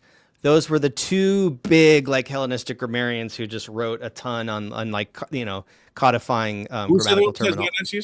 Dionysius Thrax, Dionysius Thrax, and Apollonios Díscolos. The Apollonius Díscolos. Yeah. Those were the two that were associated with the Alexandrian library. Straight up ancient nerds, dude. Super, ancient nerds, exactly. Probably were the type of people that were freaking out about scrolls and shit. Don't touch the scrolls. So, tus adelphus. Should I try translating off the bat? Yeah. We got a plus on. Right? A plus on. Right? Yeah, you got these you got a plus on, and you have no sigmas. And you have epsilon augments. So without even translating it, you just start picking up all these clues. A plus on, no sigmas. It's present counterfactual? Present counterfactual. Bam. Yep. I like when they're easy like this. Yeah. So etus elephus. If I were guarding my brothers, right? Is that right? If I were guarding my brothers? The brothers. Well, no. It would actually be my brothers in this context. If I were guarding my brothers, ook. I mean, I don't know. I guess it. Yeah, I don't know. Go with the brothers. It's ambiguous. Because it is It could be it could be referring to my brothers. So it's pointing to the brothers. All right. Let's see. If I would not be, and we're going to use the word eluan as destroy again, right? Yes. But what about I won't be? It would not be. Would not destroy. Well, I would not be dissolving the democracy or destroying the democracy. The democracy. Well, it is arthrous, right? So it has a definite article, and this is tricky because this could be I would not be destroying, but it also could be they would not be destroying. And since the whole context is revolving around these brothers that you were guarding, you would think that the brothers would be the antecedent of eluon. And so here, I think you would say they would not be, because you're like the brothers have the power to destroy the democracy if you're not guarding them. Oh. So it doesn't really make sense for you to say, if I were guarding the brothers, then I wouldn't be destroying democracy. Kind of, you know, it's tough, because also e tous adelphus effulaton could be if they were not guarding their brothers. That's also a possibility. Like, this sentence is ambiguous. We don't have enough context to translate this like really confidently. Yeah, I see what you're saying. So, and this is and so this is funny. Like, you have to be comfortable in Greek or in any foreign language working around certain ambiguities. And if you get a little piece of a text that doesn't have enough context around it, you have to be open to like several different possibilities. And with the imperfect aspect in the first person, like I was doing something or they were doing something, they look exactly the same, and it sucks. What can I say? All right, let's do the next one. Yep. So we got usi. Lususi ten domakritian. You stuck a sigma in there. There actually isn't a sigma. Oh, Yeah. Lucy? Lucy. Lucy. I mean, I pronounce that word as liusi, so I have like different. But for you, it would be luusi, and you would have one of them would be fronted u, and the other one would be the back of your mouth u. But it's hard to pronounce. It's hard for you to pronounce. It's easy for me to pronounce. Lucy. Yeah. Lucy ten domakritian ean tous adelphus me fulato. Yeah. So we can look at it. This one doesn't have aeon anywhere on the front. The next part. It doesn't. So what does that mean? I don't know. We haven't seen this yet. Well, we did it. We did it we saw this in the first exercise when we were just dealing with English. Oh, they're moving the apodosis to the front. They're moving the apodosis to the front. Exactly. Apodosis to the front. No. Normally apodosis in the back. Exactly. Yeah. So that means we can kind of start over here, right? Yeah. You kind of have to start over there. So if the brothers don't guard, no, I'm sorry. If I don't guard, sorry, this is the accusative. If I don't guard the brothers, they won't destroy democracy. Yeah, this is But I haven't figured. I haven't even given the what is it called again? Aspect yet. Yeah, you haven't. You always have to do that though. Well, the aspect is. Did you translate that correctly? The aspect is present, so both of these are present. But what you need to do is identify the correct mood of the protasis. Okay, indicative. I'm sorry, subjunctive. The protasis is subjunctive. Yes, and how do you tell the difference between the subjunctive and the indicative? Because it's a trick question. I don't know how to. It's a trick question. You can't. Okay. So in the first person, the omega could either be indicative mood or subjunctive mood, like I am guarding or I would guard, and we don't know. Like, you know, we know what it is because it's in this conditional syntax. But generally, when you just see that by itself, you can't tell what mood it is. Right. You kind of need to know if it's got the aeon, right? The aeon is what's telling you. Yeah. It's screaming like, hey, this is a subjunctive you're about to see. Yeah. Gotcha. I was just going to, yeah, okay. When you said trick question, and I was like, what do you mean? That wasn't a trick question. I could have answered that. Well, it's a trick. Yeah. Okay, fine. Fair enough. All right. That's fine. So I can so I have to tell you, okay, it's future more vivid, right? Yeah. And you could translate the protasis first if you want to just like stick to that structure. Yeah. Let's do that. But it's not future more vivid. It's not. No. What is it? Present general. Hold on. I'm just looking at the chart one more time. Okay. You kind of have to, yeah. A plus, and then there's no on. That's why, right? Because there's no Yeah, on. there's no on, and because you're dealing with the present indicative and the apodosis. If there was an on here, it'd be future. Yeah, this is the only construction that has the present indicative in the apodosis. Okay. It's just that because that makes sense. Yeah, and because the apodosis comes first, it's a little tricky, but it's straightforward. So if I don't guard, right? So far? Yeah, if I don't guard. If I don't guard, Or if I hadn't guarded, like it's like a bit, it's subjunctive, remember? So you gotta have to like attenuate it a little bit. If I had not. Yeah, if I had not guarded the brothers, they will destroy. Well, we're still in the realm of the subjunctive, so we're using the word would. They would destroy. That's right. Yeah. Destroy. Or it's really it's like they would. It's the democracy. Yeah. All right, that's good. It works, right? If I had not guarded the brothers, they would destroy the democracy. Yeah. Or they would have. Or no, it's not in the future though. Sorry. This is present general is whenever. So when I don't guard the brothers, they dissolve democracy because it's like it's the present indicative. Yeah, that makes sense. When I don't. Yeah. That makes more sense. You're right. I like that. When I don't guard the brothers, they would destroy. They would, right? That's good, right? Mm-hmm. Okay. 10. All right. Read it first. Yeah. Etus adolphus me effulaxa elusan anten demokratian. Mm-hmm. Demokratian. So, boom. We have A plus on, and we have sigmas. Yeah, so we had sigmas on both sides. A plus on plus sigmas is automatically counterfactual. Past counterfactual. Past counterfactual. Bingo. Past counterfactual, which means it's going to be, okay,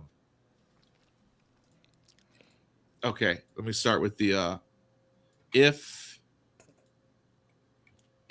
I, and once we have may again, so if I have not guarded. Or like, if I had not guarded. If I had not. Yeah. Guarded. If I had not guarded the brothers. Mm-hmm. They would destroy the democracy. Well, we got these aorists on either side, so we are in the past counterfactual. They would have. Yeah, they would have in the past. So like they would destroy is more like could be future, but here we got to anchor it in the past. They would have. I was just thinking about with all these like very technical differences. I wonder how many Loeb translations out there where the guy just kind of fudged it. Yeah, like you wouldn't notice it. How would you notice, really? I mean, I guess we would right now because we're honing in on these things. But if you're just reading the text, you probably wouldn't even notice it. I think if you're well trained, you're gonna do. Whoever Cross-Bible is, he needs Luke a Raniere masterclass. might notice it. Whoever Cross-Bible is, he needs a master class. You should do a class. No, I do a class every Saturday. So anybody who wants to jump in, just give me go to crossbible.com and then hit me up through the contact form. You can hit the contact button and reach out. There you go. Yeah. I like that. Thank you, Science, for the super chat. Appreciate you. And once again, thank you for the 20 at Neal. Appreciate you. And Jules, thank you. And this is, I actually, just to clarify, like we're studying classical Greek, but this is very useful for like any kind of Greek. Like, you can start here and then work your way towards the Bible. You can kind of, it just gets simpler. You knock off, you're putting on a bunch of clothing right now. You can it's easier to take clothing off, right? Than it is. You can basically pivot from here either back to Homer or forward to the Bible or, like Hellenistic. You can go forward to the Hellenistic period or back to the Bible. That's what that big ortho bro said too. He told Jay, I think he told like Jay and some other guy. Remember he was telling him, he's like, don't even fucking learn biblical Greek. Go right to fucking classical. That is what he said. He also said some other things that weren't true, but that I agreed with. Yeah, that's the one thing I agree with too. Because you're learning more shit. You're just getting more knowledge of things, and then you can take it off if you have to. Yeah, it's exactly like that. If you're looking at the conditional syntax chart, it's just all. If this is your foundation, you're learning all of these. For biblical Greek, you just have to sort of take 2 of them off, and that's it. That's it. So it's like this is more complicated, and then for biblical Greek, it just becomes a lot easier. Like if you get used to reading classical Greek and then you skip to the Bible's kind of like a breath of fresh air because it's like, oh, okay, like I'm not, your brain doesn't have to do as much work. That's so funny. Because the language is just more simplistic. We're on 11, yeah. We're actually getting more farther than I thought in this time period because we're almost done with 4. Yeah, we are. I think we'll finish 4 next time. Maybe we could try to get to the end of this page, or maybe not. Let's see. So here we have some weirdness. All right, let me try reading it first. E tous adolphus me fulatoimi, yeah. fulatoimi, luoien antain domocratian. Yeah, so I'm doing this little like suffix here in green that, I mean, this is the ending technically, but I'm differentiating between the endings that you're used to and then these are these clues right here. I'm trying to see what you're saying here. Okay, so A plus on, we have A plus on, and then I don't know. You're okay. So you have green and red, green and blue. A plus on, and then you have. Hold on, I'll get this.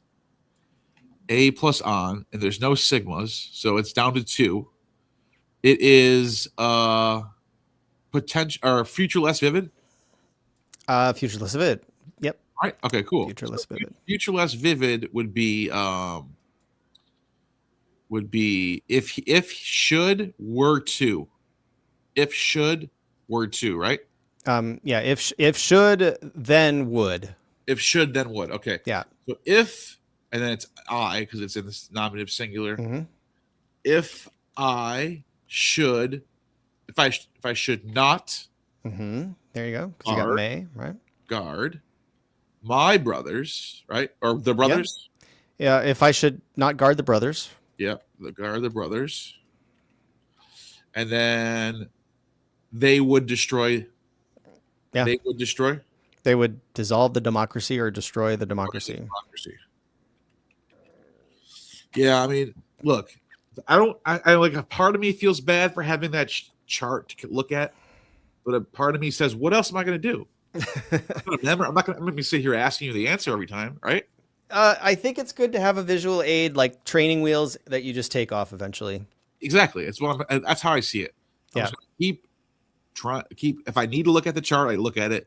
And then eventually I'm trying not to look at it. Like I'll just try to memorize it. It's pattern recognition. Yes. Yeah. And I'm already memorizing the sigmas and I'm already starting to see certain things. So it's starting to come. I'm already starting to get it. You know what I mean? And so here we have similar elements, but we have similar elements on the Protasis is identical, but now we have something else going on in the Apodosis.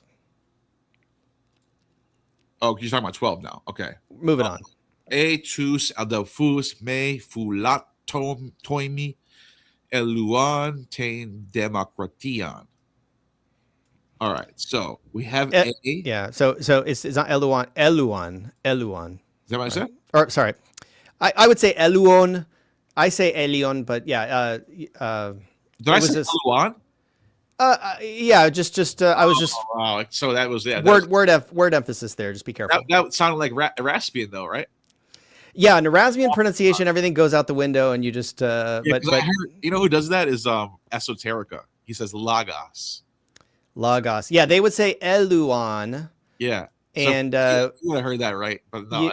But I think you typically have been striving for eluon, where the omicron. No excuse for me. I'm wrong. Yeah. And then I say Elion. That's what I say.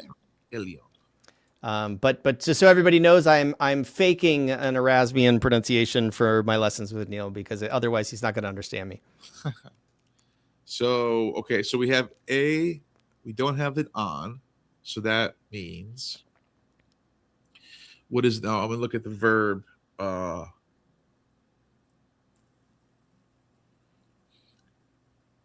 Is it the optative? It is the optative. Yeah. This oi, the A oi is the, yeah, the oi me is the, is an Okay, optative. it's past general. Right? Yep. It's got to be. It's only Yep. one. I was going to say, what do you mean, dude? I was going to. Yeah, it's past general. Only one left. No on. Yeah. All right. Past general means.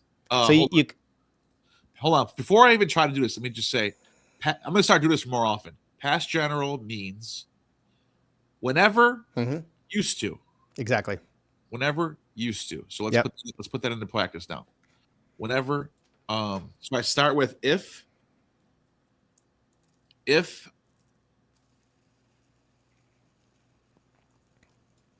I wait, where does whenever get plugged in? At the beginning. Well, okay, so you can either do if ever or whenever.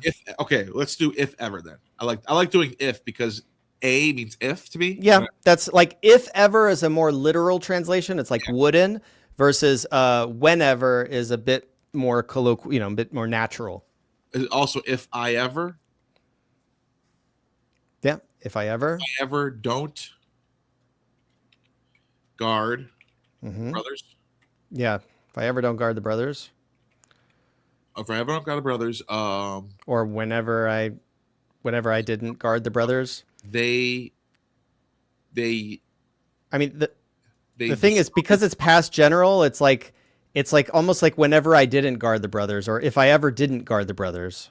If I ever didn't guard the brothers. Yeah, because you're talking about, this is past general condition, so that's why. Yeah. If I ever didn't guard the brothers, they used to destroy the democracy. Yeah, they used to destroy the democracy whenever I didn't guard them. That's why it's like whenever it tends to be a more natural. If I ever is you're doing a wooden. There's got to be a better way to translate this though. Yeah, whenever I didn't guard the brothers, they used to destroy democracy. That's why you say whenever. Okay. Yeah, because whenever just works a little bit more naturally in English. I guess if I was to translate it, I would start off with this and then I would clean it up. Yeah. My brain always wants to translate this to if, always. You know what I mean? Yep. All right, so that we finished that whole section. Yep, and now we're just at another bit more advanced. A little more advanced now. Yeah, I see that. Yeah. So with these ones, it's the same thing. We're still just doing the same thing. Yeah, it just you just have a few more words in the protasis and the apodosis that you have to deal with. But they were giving me the same fulaxo and demokrition every time, and now they're throwing me out into the fucking wilderness. Now this is going to take me might take me some time to do these. Because I already these were all the same exact sentences, but just a few little differences. It's easy. Yeah, I mean, if you want, we can just grapse. You can just sort of spit out these words and then organize them later. I like doing that. Yeah. We know we have if. Oh, sorry. Get it on this line here. Oh, sorry. We know we have if because aeon's on there. Yep. If, and then we have hi musai, which would be hi musai. Feminine plural, not nominative for mooses. The muses. The muses. Yeah. Muses. Not muses. Muses. That's what I meant. The muses. Muse. Yeah. If the muses, and then tone agathon, the good.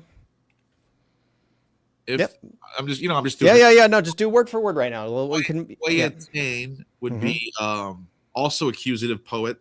Yep. Poet. And then ao is good or well, right? Yeah. And then diado, so that's they will teach. Yeah. They will teach.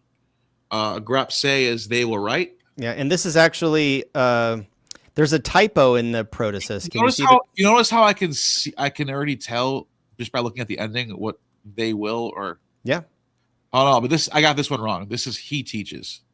She teaches. He she or teaches. But there's a typo in the protasis. Can you spot it? It's just a issue with the diacritics. Agora. No, this L needs a circumflex accent like I that. never would've guessed Yeah. that. Never would have guessed that, dude. You serious? You're all about the accents and shit. I'm never paying attention to that. Okay. He teaches, or no, I'm sorry. He writes. Cologne is bad. Well, if we're just going word for word, you're gonna want this is so this is originally grafe, but what turned grafe into grapse? He will write. Yeah, it's a fuss. So yeah, Good catch. He will write. Is a sigma. Sigma. He will write beautiful books. Or biblion would be books, plural, or book. Right? Book. well, it's book, singular book. Yeah, book. Peri means around. Or on. Tone, and then we have tone thusion, which means of. Yeah, well, it's thusion. Sacrifices. Yeah, of sacrifices. And then we have the agar in the market. Yep, in the market or the marketplace. So now we have to just kind of. So one thing you want to double check here is like you said, you have he will write beautiful book on of sacrifices in the market. Peri, what does peri mean in this context? On. No. Around? Well, if he's gonna write a good book, what comes after? A good book on? Yeah. You could say on. I mean, it's about. That's what it means, yeah. Okay, it's about. But yeah, you could say a book on. Hold on a second though. You know all of Aristotle's titles on Yeah. Okay. Fair enough. Peri. You can write a book on something, or you can write a book about something. That's how I know that. Yeah. I'm so used to those titles. Yeah. So, but I get what you're saying. I get what you're trying to say there. Yeah, colloquially it would be about, but you're totally right. It could be on. Yeah. So. Oops, sorry. Okay, so let's start with if the poet. Oh wait. Let's start with the verb. So, if, and then who's the subject?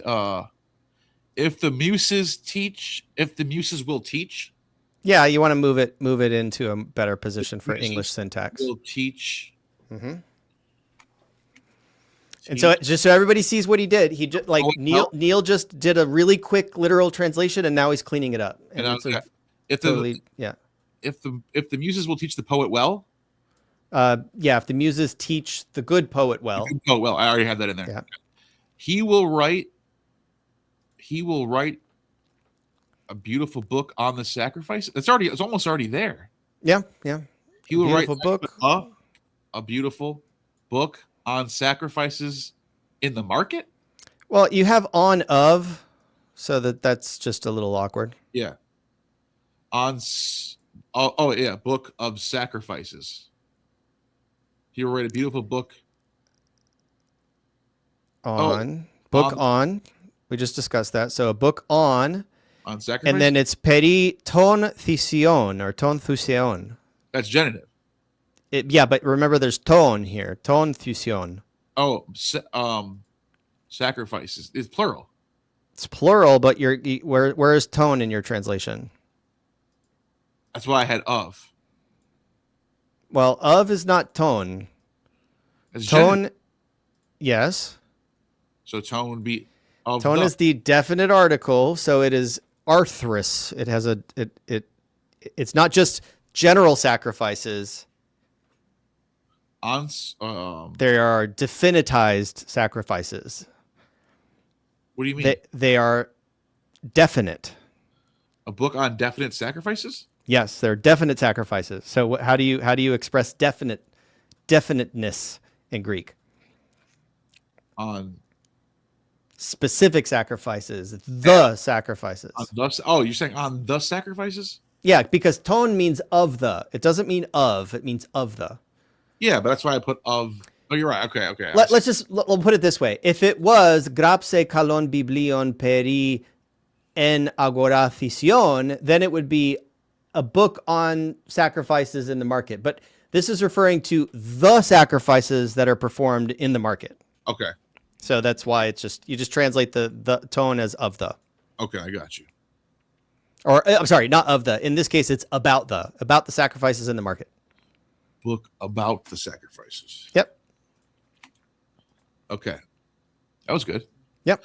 I mean, I kind of like doing it that way, but I also like starting off with just give me the verb and then. Yeah, and really, it's like you can say this is like, okay, I've identified this as the future more vivid, but you don't necessarily need to be like hyper. That's what I was wondering. A few cognizant of that. I was wondering that a few minutes ago. If you always have to start with that. No, that's the difference between the grammar translate method, which is generally what they want you to do in this book, versus the natural language method, NLM, which just says just wing it, right? Yeah, I like that. I actually maybe I do like that what you yeah, you just want to build an intuition. You can learn the rules, but you have to internalize them and kind of throw them away and let that be your intuition. I already know what this is. On one hand, because that's got men. Yeah. On one hand. Or on the one hand, right? Yeah, on the one hand. I guess you could put that there. On the one hand. Battle. Make means battle, right? Yep. Stratiotis. Stratiotis. Battle strategy? No, it's not strategy. What is stratiotes? What is that word? Stratiotes. Why do I feel like I should know this? Well, let me give you the singular. The singular is stratiotis or stratiotes, which is It's not strategy? No. Well, I mean, our word strategy comes from Greek, right? So our word strategy comes from stratos, which means what? What is it? I don't know.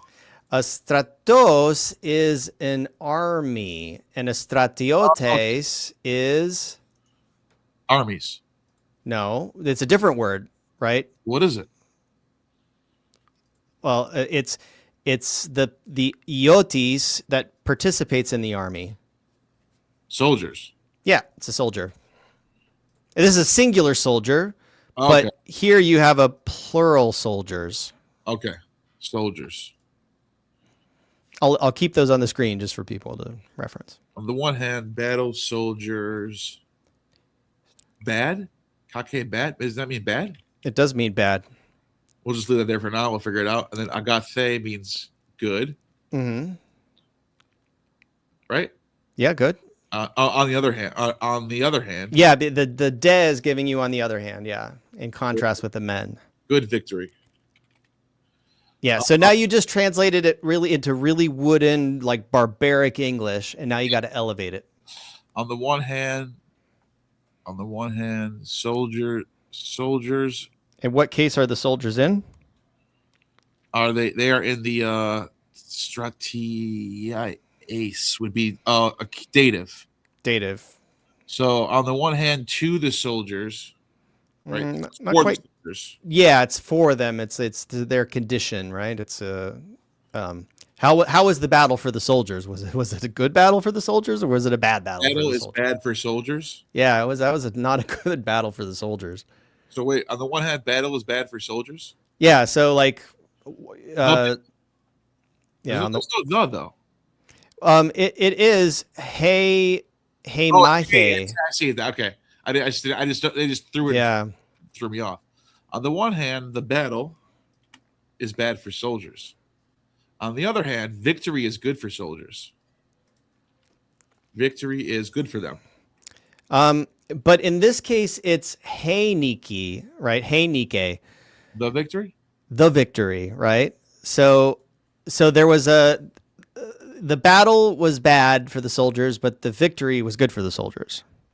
Yeah.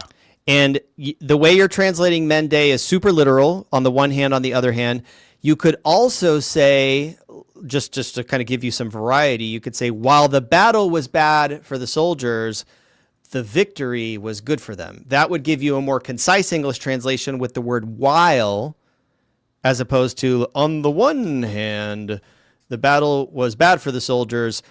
On the other hand, In contrast, the victory is I good like for them. the mende clause though. I always like. I don't know why. It's like poetic.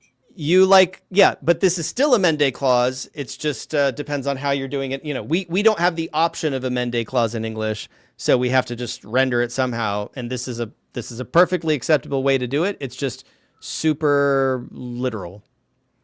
You're basically broadcasting, hey, this is a mende clause, which is fine. I'm not knocking you for it. Could you like what is it? What's the word?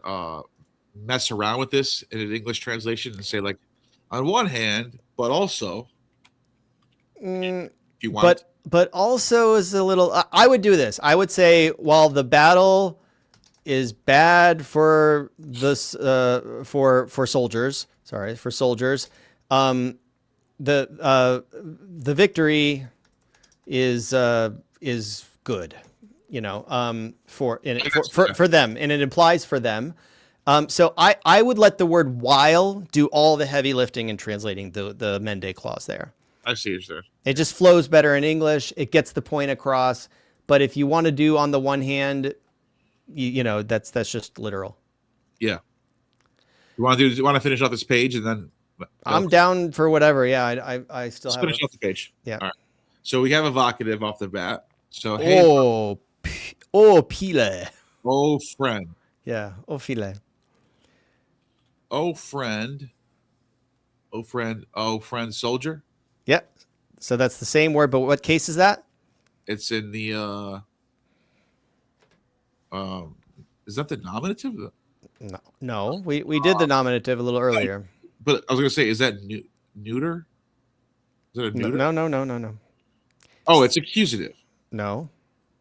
Wait, stratia. So we already had stratiotis or stratiotes.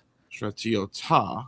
So this is ho stratiotes, and then now we have this oh. Oh, so this is still vocative. Yeah. O strati. That's why I was thrown off. O stratiota with a circumflex accent because the alpha is That's short. really how the vocative looks for that word? Yes. This is a first declension masculine vocative. Stratiota. Really? There's no Yes. E at the end? That's weird. No, it's the alpha. The short alpha is giving you this vocative when you're calling out to the soldier and saying, "Yo, soldier, yo, friend, soldier." Oh, okay. Yep. Oh, friend, soldier. If the market. Oh, sorry. The country. Right. Yeah. If the country. Meta is like after. Yeah, and you see what's going on here. After of justice. What? This you see how this is written. I'm just gonna complain for a second. You see this? What? Yeah. You see what's wrong there? It's got two accents. Yeah. You know why that is? Oh, why the fuck would I know? It's because the textbook does that. Oh, it's got the and so the way I got this text into the Google Doc was I just scanned. I used my phone and I scanned the page and I used Google Translate to like process the text. But it's not. And so the Google Translate thought that was a circumflex, but it's not. But we know that it's a long alpha. How do we know that it's a long alpha? Even without the macron? I know you don't like these questions, but I'm just going to quiz. I don't know. It's because we have an acute accent over the omega. So if this word were written like this, horan, that would mean that the alpha is short. But we know the alpha can't be short because the omega has an acute accent on it. Oh, I see. Last time you were saying, well, doesn't that beg the question? But it's like if in a hypothetical world, if you ever saw that, you would say, oh, that alpha is long, but it's not. It's short. So I'm sorry. You would say that the alpha is short, but because we have an acute accent, the alpha has to be long. Yeah, I got you. Okay. Of justices, because that's plural genitive, right? Well, justice is DK. Of just men. Yeah. Because it's an adjective. Yeah. Of just men, efulates guarded. Ephulates, guard? right. I guard, or I would guard. Well, what is the sigma doing here? It is genitive. It's not genitive. No. The sigma. Sorry. What is it doing? What person is it? Oh, it is. Go through the paradigm of fulato. Ego fulato, su Oh, it's second person. fulates, right? Second person. So you guard. You guard, but yeah. Guard. Yeah. You guarded. Mm-hmm. Hoi nia nia. Wait, what is it? Why they're throwing around the? Oh no, hoi nia nia. The men. Well, it's not neania. For me, it's neanie. For you, it's neaniai, right? Neaniai. Yeah, nia. Yeah. Right. Okay. So the men. Hoi. And then you have another hoi. Apodosis away from the island. Away of the island. Apotes nisu or nesu is from the island, right? Right. From the island. You could say away from the island. Away from the island. Out from from. What is ook? Out of or No. from? Apo is from. Ook is something completely different. Not. Not, right. Not freed. Eluon would be it would be they, or no, I'm sorry, it would be I freed. Well, the eluon could be I was loosening or dissolving or freeing, or it could be they were loosening or dissolving or freeing. We're talking about the men here, so it's they. Yeah, this is going to be releasing, right? Yeah. Releasing. And then tain erenin. So wait, what is that again? Erenin? What is that again? Why am I blanking out on that one? Irene is peace. Irini. Peace, yeah, okay. Yeah, tinirinin. Okay, so this would be oh soldier. Yeah, oh friend soldier, right? Friendly soldier, you could say. Guarded. We're gonna move this over here. Yeah, if you were guarding. If you were guarding, right? Yeah, if you were guarding. If you were guarding the country of just men. Or Yeah, after. Yeah, it could be the land. Yeah, the land with the just men. Metaton. So meta plus genitive. Metaton. Oh yeah, that's right. Dikeon, Comes right? with, yeah. If you were Yeah, so this is with here with meta. You're guarding the country with just men. Yep. And then or righteous men, right? Yeah, or righteous people. You know, anthropoi could be people. Yeah, exactly. With the just, right? Right. No, well, I mean, yeah, here you do have specifically, explicitly Okay. people. Yeah. So then we have the men from the island. We got to move this way out of here. Yeah, and these are young men. They're neanii. Yeah, they're young men. You're right. The young men. Yeah, because remember we're in classical Greek, so we don't have neaniskoi. We don't have neaniskoi here. Yeah. So the young men from the island were not releasing. Yeah, and here, like, what kind of syntax are we in? What do you mean? What kind of syntax? Well, what construction is this based on the chart? If you looked at the chart, what would we be working with? Present contrary. Yeah, present counterfactual, because in reality, it's like if you were guarding the country with just men, but you're guarding the country with like unjust men. Right. In reality. So here in that situation, you would be saying if were would. Yes. If you were guarding the country with just men, Yeah, would. if you they were, So I put they would not really. They'd be releasing. yeah, they would not be breaking the peace or it would. It's really you like to use the word destroy, right? So you could say destroying the peace, Yeah. violating the peace. They would not be destroying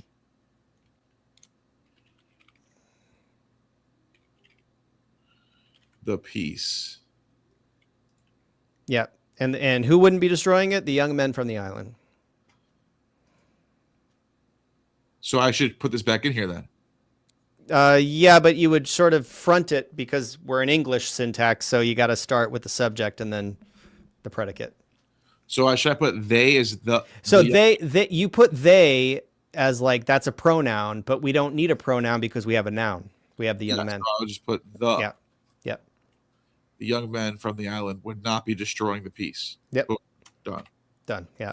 Okay. And that's it. That's the front. That's the end of the page. Yep. Well, it's the end of the page on the Google Doc, but now we got 4.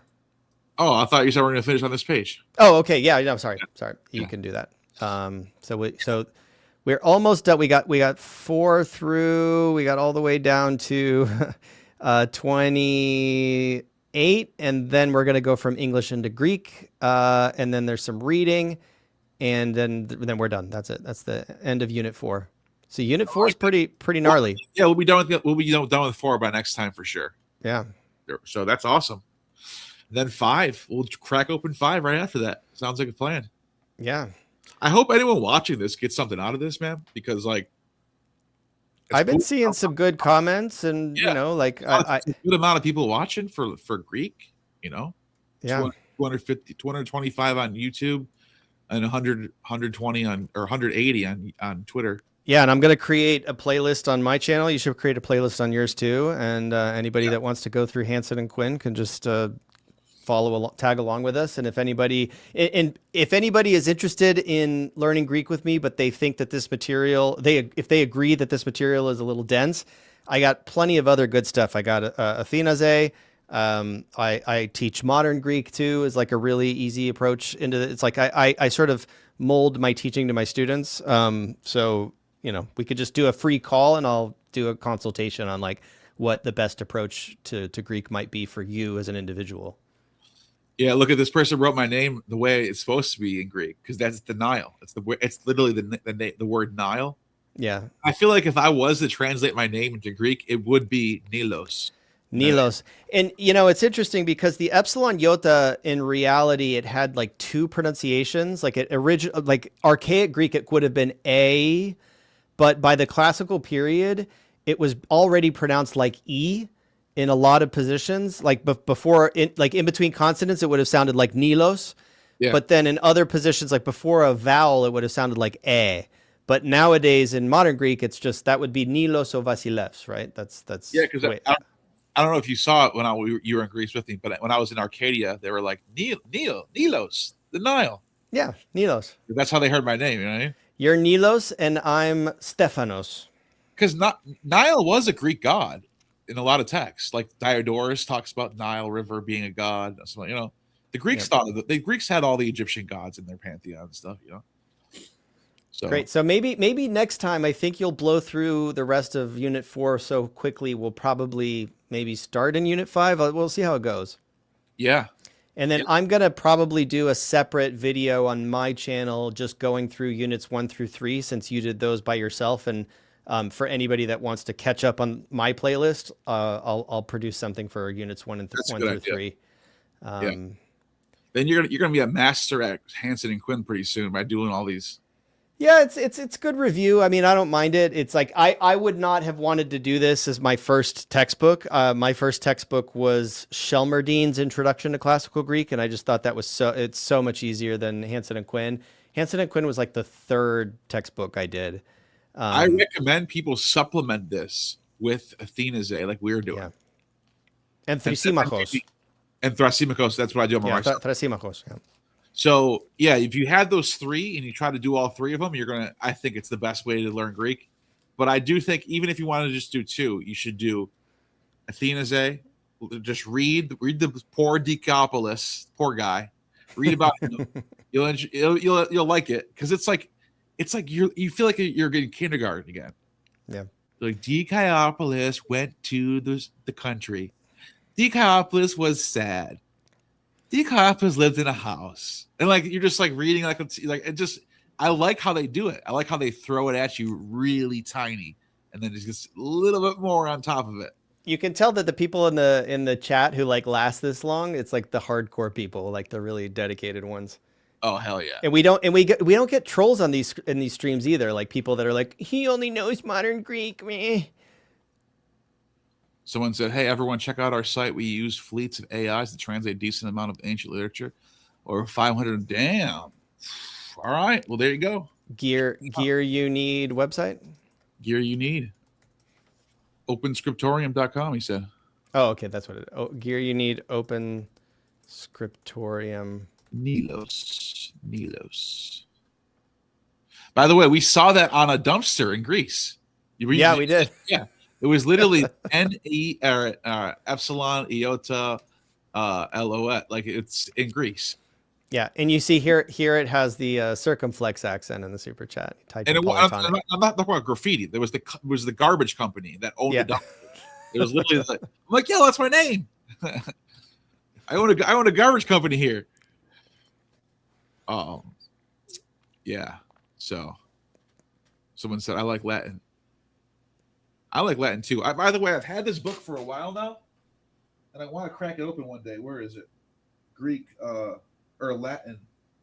Maybe it's over a different room. Well, you know what people recommend is like for Latin they recommend Familia Romana, and for Greek they well-informed people, well-informed classicists will recommend Familia Romana for learning Latin because it's a graded reader, and Athenaze for a graded reader in ancient Greek because they both, basically Athenaze is mimicking the methodology and approach that they use in Familia Romana by starting you out with really, really simple text that has comprehensible input in it. So you're reading it because what the problem with this textbook is it throws you into the deep end of the pool very, very early and just expects you to learn how to decode and do what we've seen it. Like it's tedious. But if we do one of these where we go back to chapter 1 of Athenaze, you can see it starts you out really, really easy in the shallow end of the pool and just lets you gradually get into it because you really want to, the idea behind comprehensible input is that when you're reading, you want to already know off the bat 70% of the words on the page. And if you're a beginner, that means you want to start with really simple texts. And because I raised my kid speaking Greek, and that helped me because I was reading bedtime stories to him, and it's all simple text. Dead dogs or dogs of the underworld in Greek. How would you say dead dogs or dogs of the underworld in Greek? So dead would be nekroi, right? And then kuones would be, in ancient Greek, the ancient Greek word for there are different words for dog in ancient Greek, but kuon is the ancient word for dog, and kunes is the plural of that. So I think you would probably say something like necroikunes. But there are different ways to say dead too. I mean, that's like the blunt version of it, like dead dogs. You still looking for your Latin book? I got a whole Latin book that I haven't really been using at all, and I don't know where I put it. It must be in a different room somewhere. But I just wanted to show people what I had, but I haven't really been using it, so it's not like I know anything about it. It doesn't really matter. Anyways, I'll have it for next time. I'll show people.